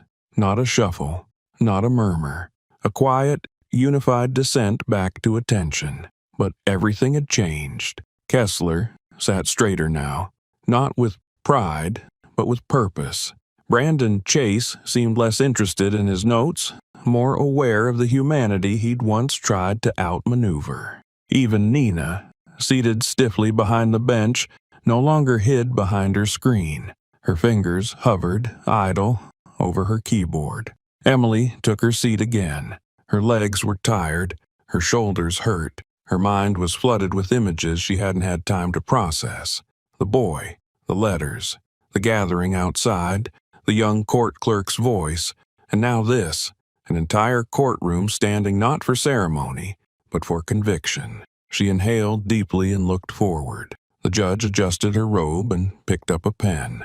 The official record resumed, but no one, not even the most hardened legal veteran in that room, could pretend this was still a normal custody dispute. The case was no longer about whether a mother had failed to prepare for court. It wasn't about appearances or procedural decorum or the myth of emotional instability cloaked in exhaustion. It had become something larger, something systemic, a case study in perception, sacrifice, and the often invisible line between duty and dignity. Kessler leaned over slightly. "You ready for the closing?" Emily gave a faint nod. "Let's finish it." Judge Ellison gestured toward the front.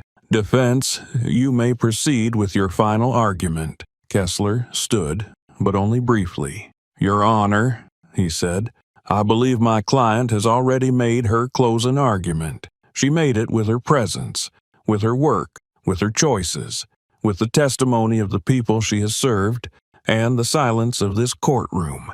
He looked over at Emily, then sat.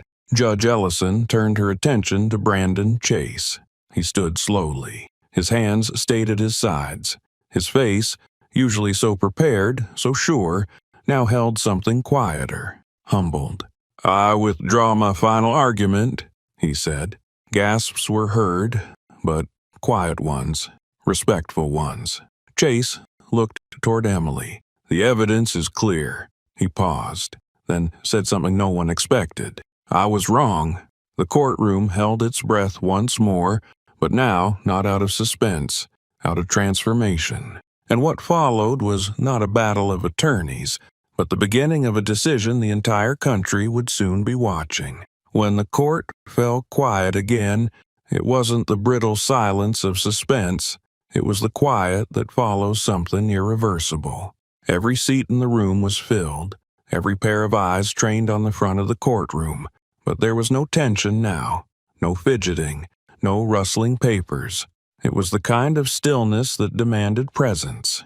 Emily sat beside David Kessler, her body exhausted, but her eyes clear. Her hands rested on the table, palms down, fingers splayed slightly as if grounding herself to something deeper than wood and formality. She didn't need to speak anymore. Her words were already out there, in the air, on the transcript, in the thousands of phones buzzing quietly across the country. The judge nodded in Kessler's direction. "Defense, you may proceed." He rose slowly, buttoning his suit jacket, though there was nothing performative about it. He took one step forward and stopped, then looked at the judge. "Your Honor," he said, "I could deliver a prepared closing.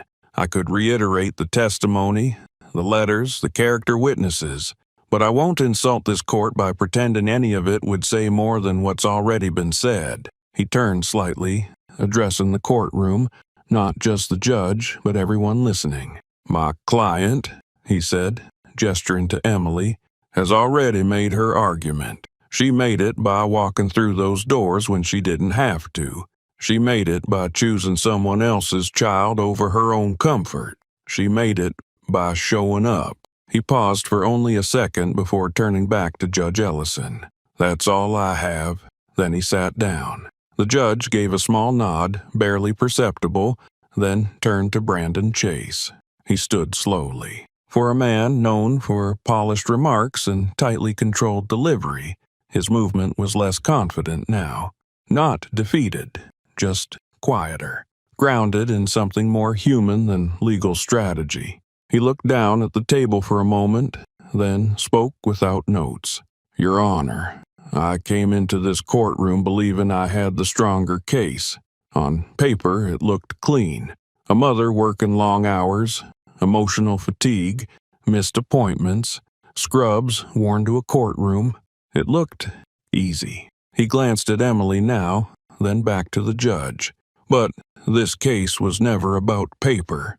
He took a breath. "I withdraw my closing argument." A wave moved through the gallery. No noise, just breath and disbelief, like the room had tilted on its axis. No one expected it, least of all Kessler, who turned to look at Chase with furrowed brows.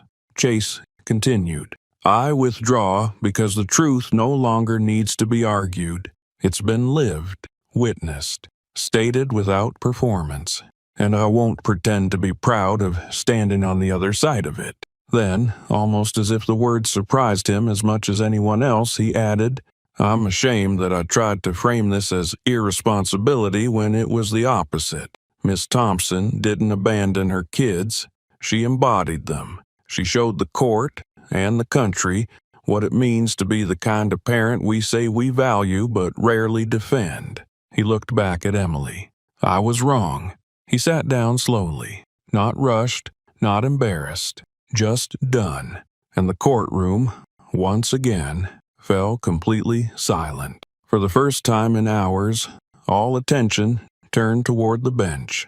Judge Ellison, composed as always, let the weight of what had just happened settle fully before she spoke. Her hands were folded. Her face was unreadable, but her eyes held something different now.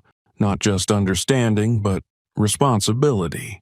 Not just perception, but participation. It was no longer enough to listen. Now it was her turn to speak with more than words. Everyone in the courtroom seemed to lean forward at the same moment. Emily, Kessler, the gallery, even Chase. Phones stayed down. Pens stopped moving. It wasn't the official announcement of judgment yet, but everyone could feel it coming. This wasn't just a legal proceeding anymore. It wasn't just about visitation schedules or filing errors or state guidelines on decorum. This had become a moment the system would be remembered for.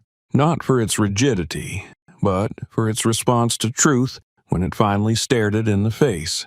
Judge Ellison reached for her glasses, placed them gently on the bench, and looked straight at Emily. "Miss Thompson," she said, "you have presented this court with more than a case. You have presented us with clarity, a reminder of what matters, of what we often forget in this building filled with procedure and precedent." Her tone hadn't softened, but it had changed. It was no longer judgment being delivered. It was something closer to acknowledgement, to reckoning. Emily didn't move. She only listened. "We'll take a brief recess," the judge continued, "before I render a final decision. I need no more testimony, no more argument, just a moment to reflect. This court owes you that." Then she stood. The courtroom rose with her. There were no handshakes, no smiles, just motion. As she disappeared behind the door again, Emily leaned slightly toward Kessler. "That's it?" He looked over, his voice just above a whisper. "No," he said. "That's the beginning." And when Judge Ellison returned from that recess, it wouldn't just be to announce a ruling, it would be to deliver a decision the entire country had unknowingly been waiting to hear. When Judge Ellison returned to the bench, she didn't bring a stack of notes or refer to legal citations. She carried only one item, the folded letter from the boy whose life Emily had helped save. It rested beside her on the bench as she resumed her seat, its creases softened now from being opened and read again and again. The courtroom, packed with people who had stopped checking the time, fell into silence the moment she raised her eyes. She didn't begin with protocol. She didn't announce a verdict in the traditional format or cite statutes or numbers. Instead, she looked directly at Emily and spoke in the same voice she might have used if they were alone. "This court has reviewed the evidence, the documentation, the testimony, the statements submitted, but it's not paperwork that guided this decision. It's the unmistakable presence of integrity, consistency, and sacrifice displayed by Miss Emily Thompson." No one moved, not even a shuffle from the gallery. "The responsibility of this court," she continued, "is not simply to enforce law, but to serve justice, to ask what arrangement best serves the welfare of the children involved, not in theory, but in truth. Truth, in this case, does not come with pressed collars or courtroom etiquette. It came in the form of presence, a presence that has never faltered, not in the face of exhaustion, not in the face of judgment, and certainly not in the face of misperception." Emily kept her eyes on the bench, her hands folded tightly in her lap, her heart thudding once with every line spoken. "The court recognizes," Judge Ellison said, "not just Miss Thompson's right to custody, but her proven commitment to her children's emotional, physical, and moral well-being." She looked over the rim of her glasses. Her voice, still level, now carried finality. "Full physical and legal custody shall remain with Miss Emily Thompson. There is no legal, ethical, or human rationale that suggests these children would be better served elsewhere." A collective exhale swept across the courtroom. It was quiet, but real, like something tight had been loosened in the rib cage of every person watching. Emily didn't move. Not at first. She simply closed her eyes for a moment, not in triumph, but in something deeper, a release. Not because she had won, but because she had endured. Because the hours she had spent sitting silent in that courtroom, the years she had spent juggling chaos and care, had finally been acknowledged by the one voice that held the power to confirm what she already knew: she was enough.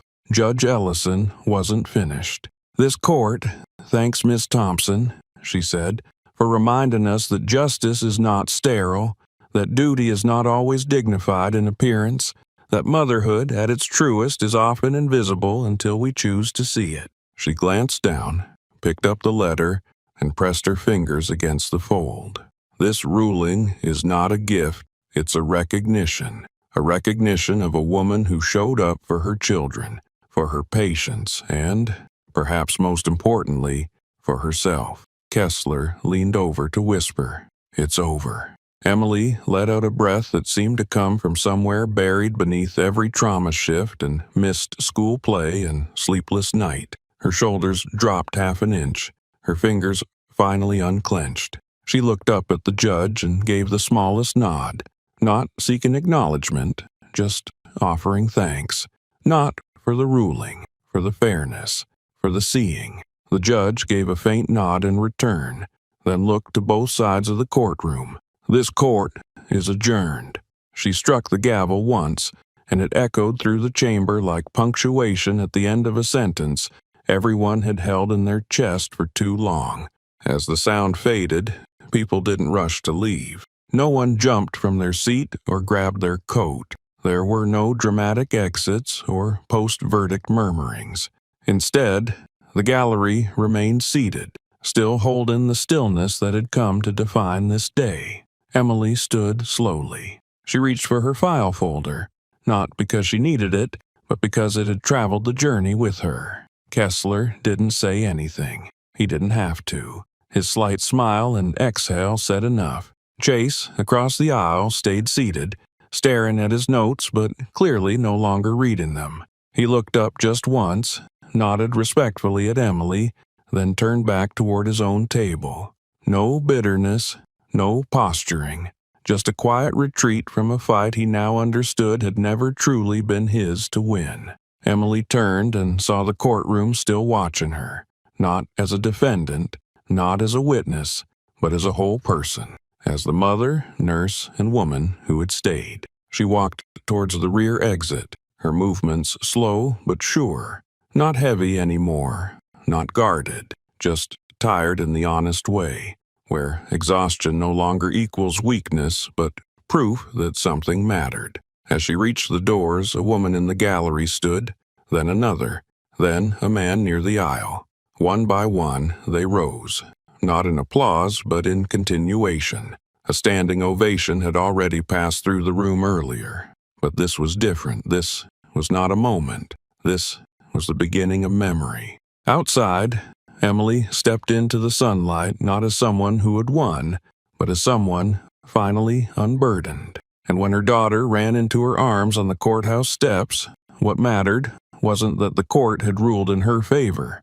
It was that someone, at last, had called her what she always was, a mother who never left. The courthouse doors opened with a slow, deliberate push, and Emily stepped out into the sunlight, her hand still wrapped around the file folder she didn't need anymore. The air outside was warmer than she remembered, or maybe it was just the absence of pressure around her chest that made the sky feel wider. People lined the steps, most in silence, some holding signs with quotes she hadn't authorized but somehow recognized as hers. A few held their phones, not recording her now, just waiting for the moment she would walk past and confirm this wasn't just a story, it was a person. Then she heard the voice. "Mom!" Sophie's shoes hit the pavement with soft, frantic slaps, and she ran toward her mother, weaving through the silent crowd that parted for her instinctively. She was still wearing her school clothes, a blue hoodie half unzipped, backpack straps flapping behind her as she sprinted toward the only thing that mattered in the entire scene. Emily dropped the folder. She bent down, arms open, just in time to catch her daughter against her chest. Sophie held on like she hadn't seen her in weeks, her arms wrapped around her mother's neck, face buried in her shoulder. "Did you win?" Sophie whispered. Emily leaned back just enough to look her daughter in the eyes. She brushed a piece of hair out of the girl's face, tucking it gently behind her ear. There were so many ways to answer that question, so many speeches she could have given, so many things she could have said about justice and truth and the silence that now echoed louder than applause. But she didn't say any of those things. She just smiled and said, "No, sweetheart, not yet. We just got started." Sophie blinked up at her. "What do you mean?" Emily stood, lifting her gently to her side.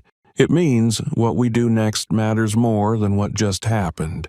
It means we go home, we eat dinner, we rest, and then we keep showing up." They stood like that for a moment, pressed together, mother and daughter surrounded by strangers, reporters, supporters, officers, and nurses, none of whom mattered more than the weight of that hug. And then they walked. No press conference, no soundbite. Emily didn't wave or stop to give a statement. She didn't thank the crowd or lift her hand to acknowledge the chants that started softly as she passed. She walked straight through the center of it all with her daughter holding tight to her side, down the steps, toward the sidewalk, toward the life that had waited for her while the world watched.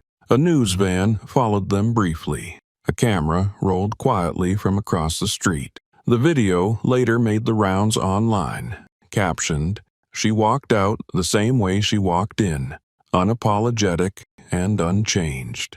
But while the world absorbed the spectacle, Emily went back to being a mother. That night, they had frozen pizza. Not because it was symbolic, but because it was what they had. Sophie sat at the kitchen table with a math worksheet while Emily sorted laundry. The washer buzzed from the other room. The cat knocked over a water bowl and tracked droplets across the linoleum floor. None of it felt like victory. It felt like living. The next morning, Emily clocked in for another shift. Her badge beeped against the scanner at 6:59 a.m. The nurse's station was already busy.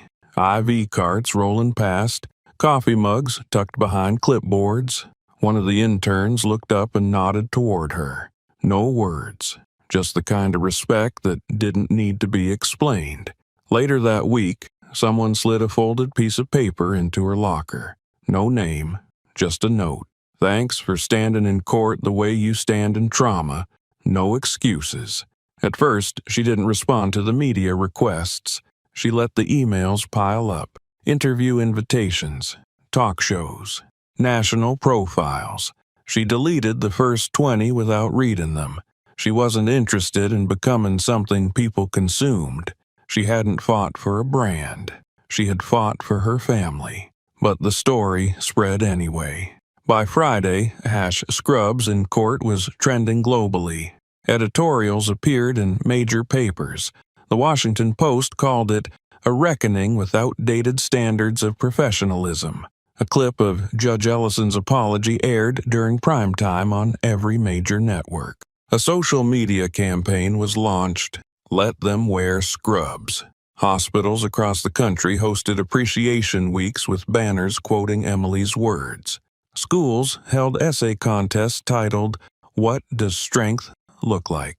And still, Emily came home each night, reheated leftovers, packed Sophie's lunch, cleaned the cat's litter box. Life hadn't changed so much as resumed. One afternoon, Sophie came home holding a sheet of paper from school. It was a drawing she'd made. 2 stick figures. One small with a backpack, the other taller, wearing what looked like a blue jumpsuit with red lines drawn across it, maybe to show blood.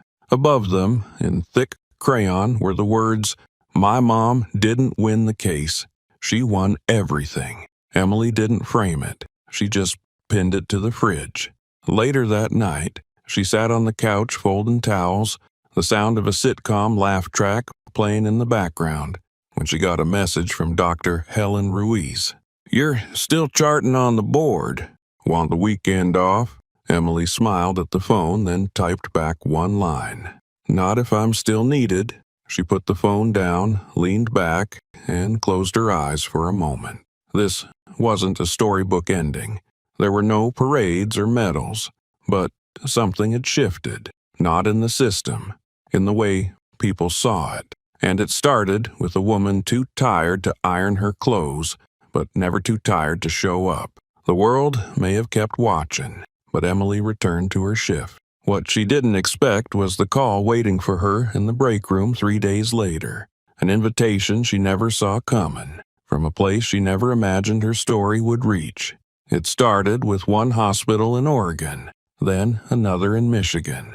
By the following week, more than 50 hospitals across the country had posted the same message on their digital bulletin boards, their social media feeds, and printed flyers taped to employee entrances. Scrubs Day, in honor of the ones who stay. The origin was always credited the same way, inspired by Nurse Emily Thompson. There was no formal trademark, no press release, no central organizer, just a quiet momentum born from a moment in a courtroom that refused to disappear. Every hospital put its own spin on the day. Some served free coffee in the break room. Others handed out pins that read, "I choose the life." One emergency room in New York had the entire night shift take a photo outside the main doors holding signs that spelled out her name. Across the country, staff were encouraged to wear scrubs wherever they went that day, not just inside the hospital, but to school pickup, to grocery runs, even into municipal buildings. No change in clothes, no apologies, just presence. The news covered it like wildfire. Morning shows replayed the original court clip in full. Podcasts broke down her now viral quotes, treating them like gospel lines from a political speech. One host read Emily's full response to the judge about staying, about choosing a stranger's child over a changed outfit, and started to cry mid-recording. NPR ran a segment titled "The Uniform That Carried More Than Blood." On cable news, split screens showed crowds in scrubs across courthouses, emergency rooms, and school gymnasiums. Talk show hosts debated professionalism, parenting, gendered expectations, but no one debated what she had done. That part was untouched, untouchable. Yet, through it all, Emily was nowhere to be seen. Not on camera, not at rallies, not at microphone podiums or Zoom interviews. Her inbox was flooded with requests, appearances, TED Talks, book deals, feature profiles. A magazine offered her a photo shoot in a designer version of Scrubs, tailored, crisp, untouched by real shifts. She never replied. Because while her name trended and her words echoed, Emily was sitting cross-legged on the living room floor, folding laundry with one hand and helping Sophie sort flashcards with the other. She stirred soup on the stove, reheated leftover pasta, scrubbed grass stains out of her daughter's jeans. She walked past the stack of unopened mail each morning, nodded politely to the neighbor who waved a little too enthusiastically, and returned inside with a grocery bag slung over one wrist and a cat pawing at her ankles. She didn't avoid the attention out of fear. She avoided it because she had nothing left to prove. She hadn't stood in court to become anyone's icon. She'd stood because she had to. That was enough. On the second Monday of the month, her hospital quietly posted a message in the main lobby above the badge scanner. No quotes, no hashtags, just a white placard with blue block letters that read, "You don't need to speak to be heard." It didn't list her name, but every nurse who walked past knew who it was for. On Scrubs Day, Emily didn't wear anything different than usual. She walked Sophie to school in her usual faded uniform, hair pulled into the same tight bun. Sophie held her hand the entire way and didn't let go at the gate. When they got home later that evening, Sophie opened her backpack, pulled out a math worksheet, and dropped her folder on the floor without realizing it. Emily bent to pick it up and found a second sheet tucked inside, a hand-drawn flyer in crayon. Across the top it read, "I want to be brave, like my mom." Underneath was a sketch of Sophie in blue scrubs, standing beside another smaller figure, clearly Emily, holding hands. Emily pinned it to the fridge next to the last one and didn't say anything. She didn't have to. That night, she fell asleep early, the weight of the world no longer on her chest but folded neatly into clean laundry baskets, finished homework pages, and a child's quiet breath from the next room. She thought that was the end of it. She thought the story had settled. Then the phone rang. It was the break room phone, the old one mounted to the wall beside the supply rack. No one ever used it. Not for anything that mattered. Emily was on her second cup of coffee after finishing intake on a sprained ankle when the call came through. "Thompson?" she said out of habit. The voice on the other end wasn't a colleague. It wasn't a scheduler. It wasn't even someone from the hospital. It was a woman with a steady voice and the clipped tone of someone used to issuing briefings, not pleasantries. "Is this Nurse Emily Thompson?" she asked. "Yes," Emily replied slowly. "I'm calling on behalf of the State Committee on Judicial Reform and Public Service Recognition. We're preparing to issue a recommendation to the governor's office. We'd like to request your presence at the state capitol next month." Emily blinked. For what purpose? To speak. To who? To the Senate. Emily said nothing for several seconds. The woman on the line continued. They want to understand what your story revealed. About bias. About standards.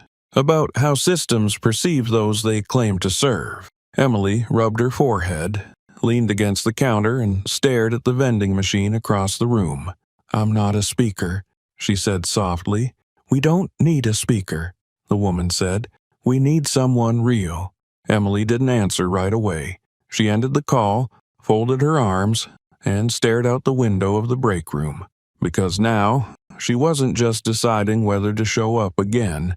She was deciding whether to step into a room not to defend herself, but to change it. The letter arrived by post. Heavy paper, official letterhead, the kind that carried weight before it was even opened. Emily almost mistook it for another media request or a policy update from the hospital. But when she unfolded the pages and read the first line, she sat down at the edge of the couch and didn't move for nearly 5 minutes. The National Museum of American Labor and Service would be honored to display the scrubs you wore during your court appearance as part of our permanent exhibit honoring unsung acts of public courage. She read it again. The letter continued. They had space reserved beside a pair of firefighter boots from Ground Zero, a coal-stained miner's helmet from Appalachia, and a stethoscope used by the first nurse deployed to Hurricane Katrina. The curator explained that Emily's uniform represented a moment in modern history when the meaning of showing up was redefined for an entire nation, not just by policy, not by law, but by a single choice in a single courtroom. We believe, the letter concluded, that the scrubs you wore are not simply clothing. They are testimony, a fabric witness to dignity. Emily didn't cry. She folded the letter slowly, placed it on the table, and walked into her bedroom. She opened the second drawer from the bottom, the one she barely touched anymore, and pulled out the folded bundle wrapped in tissue paper. The scrubs had been washed, but not pressed. The faint stain from that shift's trauma code still showed faintly at the bottom hem of the top. The ID badge, long expired, was clipped to the pocket. Her name was faded but legible. She held the uniform in her hands for a long time, then placed it on her bed. She didn't hesitate. She wrote a short note, packed everything into a shipping box, and sealed it before she could second-guess the moment. 3 days later, the museum called to confirm the arrival. 2 weeks after that, the exhibit opened. It didn't get national press. There were no ribbon cuttings, but people came. It started with nurses, many of whom took days off, drove hundreds of miles, and stood silently before the display without saying a word. Then firefighters, then students, then teachers. The scrubs were displayed in a glass case against a black velvet backing. A soft spotlight lit them from above. Beside it hung a single plaque, unadorned and direct. The scrubs that showed up, worn by Nurse Emily Thompson, who chose to stay after a 12-hour shift to save a child's life, then walked into court and told the truth. I didn't choose between my job and my children. I chose to be the kind of mother I'd want to show up if they were ever in trouble. Soon after, schools began requesting educational materials. A high school history teacher in Chicago developed a unit called Modern Courage, Everyday Voices in Civic Moments. Emily's story led the first chapter. Her courtroom statement was added to a literacy curriculum in Boston, prompting students to write essays answering the question, what does it mean to show up? Photos of the exhibit began circulating online. Visitors left post-it notes on the nearby wall, messages of thanks, of solidarity, of recognition. One simply read, "You helped my daughter believe she could be a nurse and a mom at the same time." Field trips arrived weekly. Elementary school groups moved past the exhibit in quiet clusters, some too young to grasp the full context, but all understanding, on some level, that what they were looking at mattered. Teachers read the plaque aloud. One student, aged 10, asked if the bloodstain on the hem was real. When told yes, he nodded once and whispered, "She didn't even wash it out. That's how you know it's real." Meanwhile, Emily stayed off the grid. She knew the exhibit existed. She knew what it meant, but she didn't make a speech or schedule a visit. She went to work. She picked Sophie up from soccer. She sat at the dinner table and checked spelling homework. She scraped burnt cheese off the bottom of a casserole dish and folded towels on Thursday nights while the cat curled up beside her. She didn't need to stand next to the exhibit to feel it. It was everywhere now. In the way people looked at her when she walked into the trauma bay. In the way new nurses asked if they could shadow her. In the way Sophie stood a little taller when she introduced her mom at school. One day, as Emily dropped her daughter off at school, Sophie paused outside the classroom door and turned back. "Do you think we could go see it?" she asked. "See what?" "Your scrubs," she said. "In the museum." Emily smiled softly. "Yeah," she said. "One day." Sophie nodded. "Will you wear scrubs when we go?" Emily thought about it for a moment. "Maybe," she said, "but only if I'm coming straight from work." Sophie grinned, then turned and ran inside. Emily stood there for a moment longer, her hands deep in her coat pockets, watching the school doors swing closed. A part of her was still adjusting, not to the fame, but to the permanence, to the fact that a piece of her story now lived on behind glass, not as something rare, but as something finally seen. She didn't want to be remembered. She wanted people to remember what mattered. And now they were. The letters continued arriving, thousands of them from students, parents, workers, even a retired judge. But one stood out, a handwritten note from a teenage girl who had almost dropped out of school until she read Emily's story. The mail came in bundles now, thick envelopes, hand-addressed packages, postcards from places Emily had never visited. Some were postmarked from small towns, others from cities she'd only seen on the news. The return addresses ranged from teachers to hospital administrators to people who wrote only their first names and left the rest to faith. She kept them in a shoebox under the bed. She didn't read them all at once. Some sat unopened for weeks. Others she opened in the middle of the night, after a shift, when her hands still smelled like antiseptic and her shoes were by the door, crusted with dried streaks of something she chose not to name.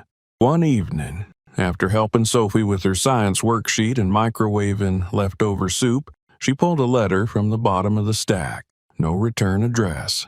Cream-colored envelope, thick paper. The writing was deliberate. The curves of the letters sharp and elegant, like someone had taken the time to write in ink not just for beauty, but because the moment demanded it. She unfolded it slowly. "Nurse Thompson, my name is Judge Harold Preston. I've served on the Ninth Circuit bench for 22 years. I've worn the robe longer than most people have stayed in a single profession, and I believed I understood what dignity looked like in a courtroom. I didn't. When I first heard about your case, I rolled my eyes. I thought the court had gone soft. I thought professionalism was being rewritten by public emotion. I thought you were trying to win sympathy. Then I watched the footage. Then I read your words. Then I listened, not as a judge, but as a man. And I realized something I wasn't ready to admit. I had spent my career measuring professionalism by polish, by pressed suits, by quiet compliance.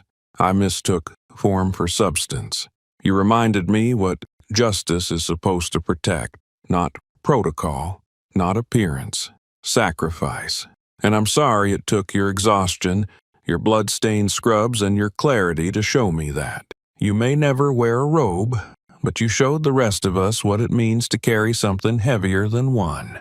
With gratitude, Judge Harold Preston Emily read it twice. Then she folded it neatly and placed it back in the envelope. She didn't cry, but she didn't move for a while either. She sat there, her feet still bare against the cool tile floor, the sound of Sophie brushing her teeth echoing faintly from the bathroom down the hall.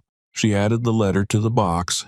Then she did what she always did, washed the dishes, wiped down the counter, laid out her scrubs for the night shift, and checked Sophie's backpack to make sure her folder was inside.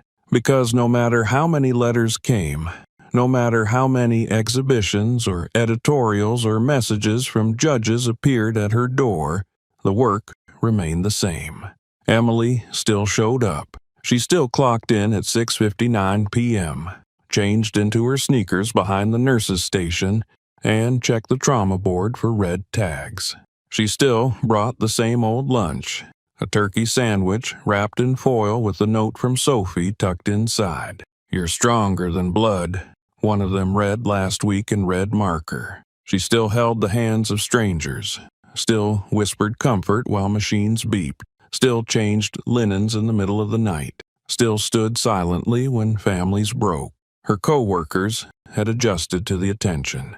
The new interns whispered about her in the break room for a few weeks, but eventually they stopped gawking. The respect remained, but the distance faded. She had made it clear she didn't want a pedestal, just a hallway clear enough to push a gurney down. One Friday night, 3 weeks after Judge Preston's letter arrived, she came home just before sunrise. The sky outside was steel gray, not yet morning, but no longer night. The house was still. The floor creaked under her steps, and the smell of coffee she hadn't made lingered from the neighbor's window next door. Sophie was awake. She was sitting at the kitchen table, legs dangling from the chair, cereal bowl pushed to one side, homework open in front of her even though it was Saturday. Emily set her bag down quietly and ruffled her daughter's hair as she passed. "You didn't have to get up," she said. Sophie shrugged. Couldn't sleep. Emily poured herself a glass of water, took one sip, then leaned against the counter. "Bad dream?"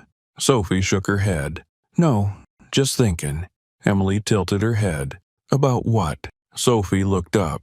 "About you." Emily raised an eyebrow. "What about me?" The girl hesitated, then said it without flinching. "If I ever get taken to court, I want to wear what you wore." Emily didn't answer right away. Her throat tightened, not from sadness, but from something she couldn't name. Something between pride and pain.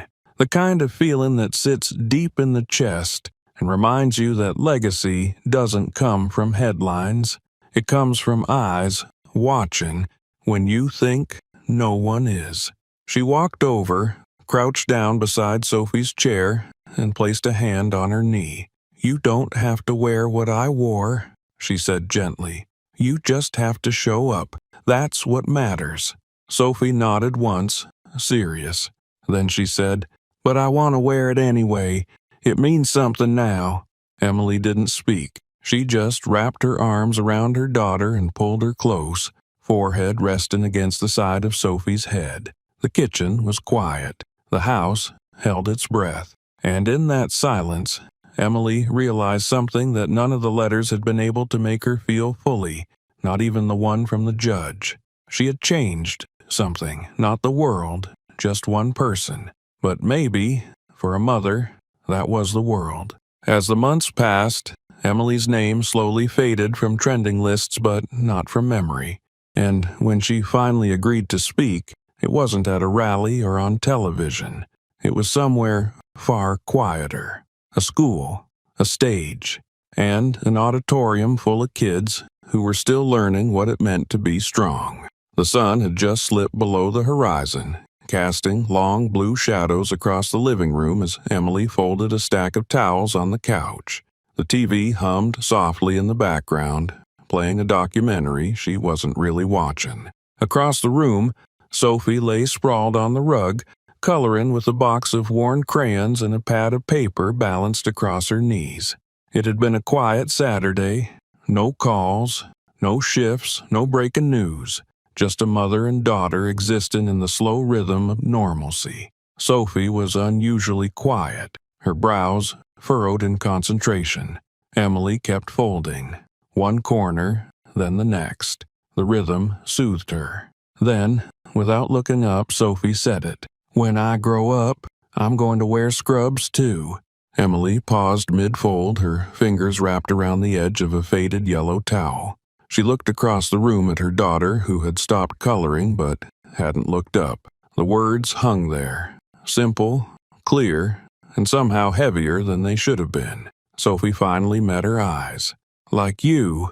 Emily smiled, but it was the kind of smile you feel more in your chest than on your face. She stood, crossed the room slowly, and knelt beside her daughter. The crayons rolled slightly on the pad of paper as Emily set them aside. She tucked a strand of hair behind Sophie's ear, her thumb brushing gently against her cheek. "You can wear whatever you want," Emily said softly. "Scrubs, a lab coat, a cape, a crown, doesn't matter to me." Sophie looked confused. "But I thought you'd want me to be like you." "I do," Emily said, "but not because of what you wear, because of how you show up." Sophie's eyes narrowed slightly, the way they always did when she was trying to understand something important. Emily continued, her voice even. "If someone's hurting and you help them, that matters. If someone's scared and you stay, that matters. Doesn't matter if you're wearing scrubs, jeans, or pajamas. Just be there for the people who need you." Sophie nodded slowly, as if taking in instructions for something she planned to practice one day. Emily kissed the top of her daughter's head and stood, returning to the couch and the towel she hadn't finished folding. She tried to resume her rhythm, but something had shifted inside her. The line between parent and legacy had suddenly become real, not because Sophie wanted to be like her, but because she already understood the part that mattered. The next morning, Emily packed Sophie's lunch, signed her school planner, and drove her to class like she did every weekday. Nothing unusual. But as she waited in the car line, she saw something unexpected. A teacher stood at the gate in scrubs. Not a costume. Real scrubs, blue, worn, with a badge clipped to the waist. Emily raised an eyebrow as Sophie noticed it too. "Why's she wearing those?" Sophie asked. Emily didn't answer right away. Later that day, Emily received a message from the principal's office. They were holding a school-wide Scrubs and Service Day. Students were learning about different types of caregivers, nurses, EMTs, firefighters, even crossing guards. They were using Emily's story to open a conversation about service and sacrifice. One classroom had printed out her quote and taped it above the door. "You don't have to look perfect to show up, you just have to care." By noon, the superintendent had posted photos online. By evening, the district office had announced they were developing a new civics module inspired by the trial and its aftermath. But the ripple didn't stop there. In Washington, D.C., across marble floors and beneath chandeliers, someone brought it up in session. A junior congresswoman from Colorado, herself the daughter of a nurse, stood at a podium in the House chamber and read aloud the same letter Judge Ellison had struck from the record. Her voice, clear and measured, carried across the floor. She said, "I didn't choose between my job and my children. I chose to be the kind of mother I'd want to show up if they were ever in trouble." She let the words settle. Why are we only now hearing this? Why are we debating how a woman should dress in court when we should be asking how many people we've failed by refusing to see them clearly? That moment made headlines again. Soon, congressional aides were compiling notes. A bipartisan policy group began exploring guidelines for courtroom attire accommodations for emergency personnel summoned directly from work. A senator from Vermont cited Emily's case during a hearing on judicial ethics and perception bias. The phrase, "measuring sacrifice, not polish," became a policy brief title. The idea was simple. People should be seen for what they do, not how they look when they do it. A proposal emerged. The Hart Standard, named not by Emily, but by lawmakers who had read her story and couldn't unsee it. The draft included language requiring state courts to create written exceptions for essential workers appearing in uniform after verified shifts. It included provisions for legal deference in scheduling and public recognition for service-based hardship. Emily didn't campaign for it. She didn't testify. She just kept showing up for night shifts. She wrapped wounds. She held hands. she answered phones. And at home, she helped Sophie with multiplication tables and made pancakes on Saturdays and took exactly one nap per week if she was lucky. But something had changed. Not her. The way the world looked at people like her. And as she poured milk into Sophie's cereal one morning, Emily caught her daughter looking at her. Not with awe, not with admiration, but with certainty. Like she already knew who she wanted to be. But even as policy shifted and classrooms changed, Emily never forgot what came before all of it. A courtroom, a judgment, and a silence so complete it reshaped everything that followed. And now that silence would be broken one final time. After Emily Hart's quiet act of courage, change came quickly. Within weeks, lawmakers introduced the Hart Standard, ensuring nurses and EMTs could appear in court in uniform after a shift without being judged for how they look. It passed in 3 states in under 2 months. Courtrooms updated their dress codes. Respect was redefined. Then came Danielle Hart Day. The mayor declared it a citywide holiday, not to honor a name, but the choice to show up when no one else would. Emily told Sophie, "It's not about me. It's about what we do when it matters." And so, Emily kept walking Sophie to school. Same scrubs, same shoes, no speeches. Just quiet recognition in the eyes of strangers who now understood what strength really looked like. She never asked to be seen. She simply refused to disappear. Because showing up, tired, unnoticed, real, can shift more than opinion.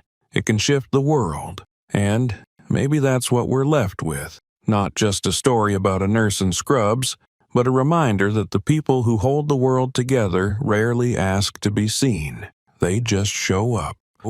Emily Hart didn't walk into that courtroom to spark a movement. She walked in because she had no other choice.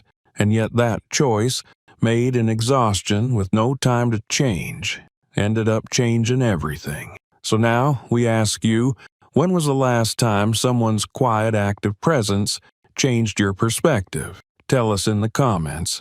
We want to hear your story too. If this story moved you, helped you see dignity in a different light, or made you pause for just a second longer today, don't forget to like, share, and subscribe.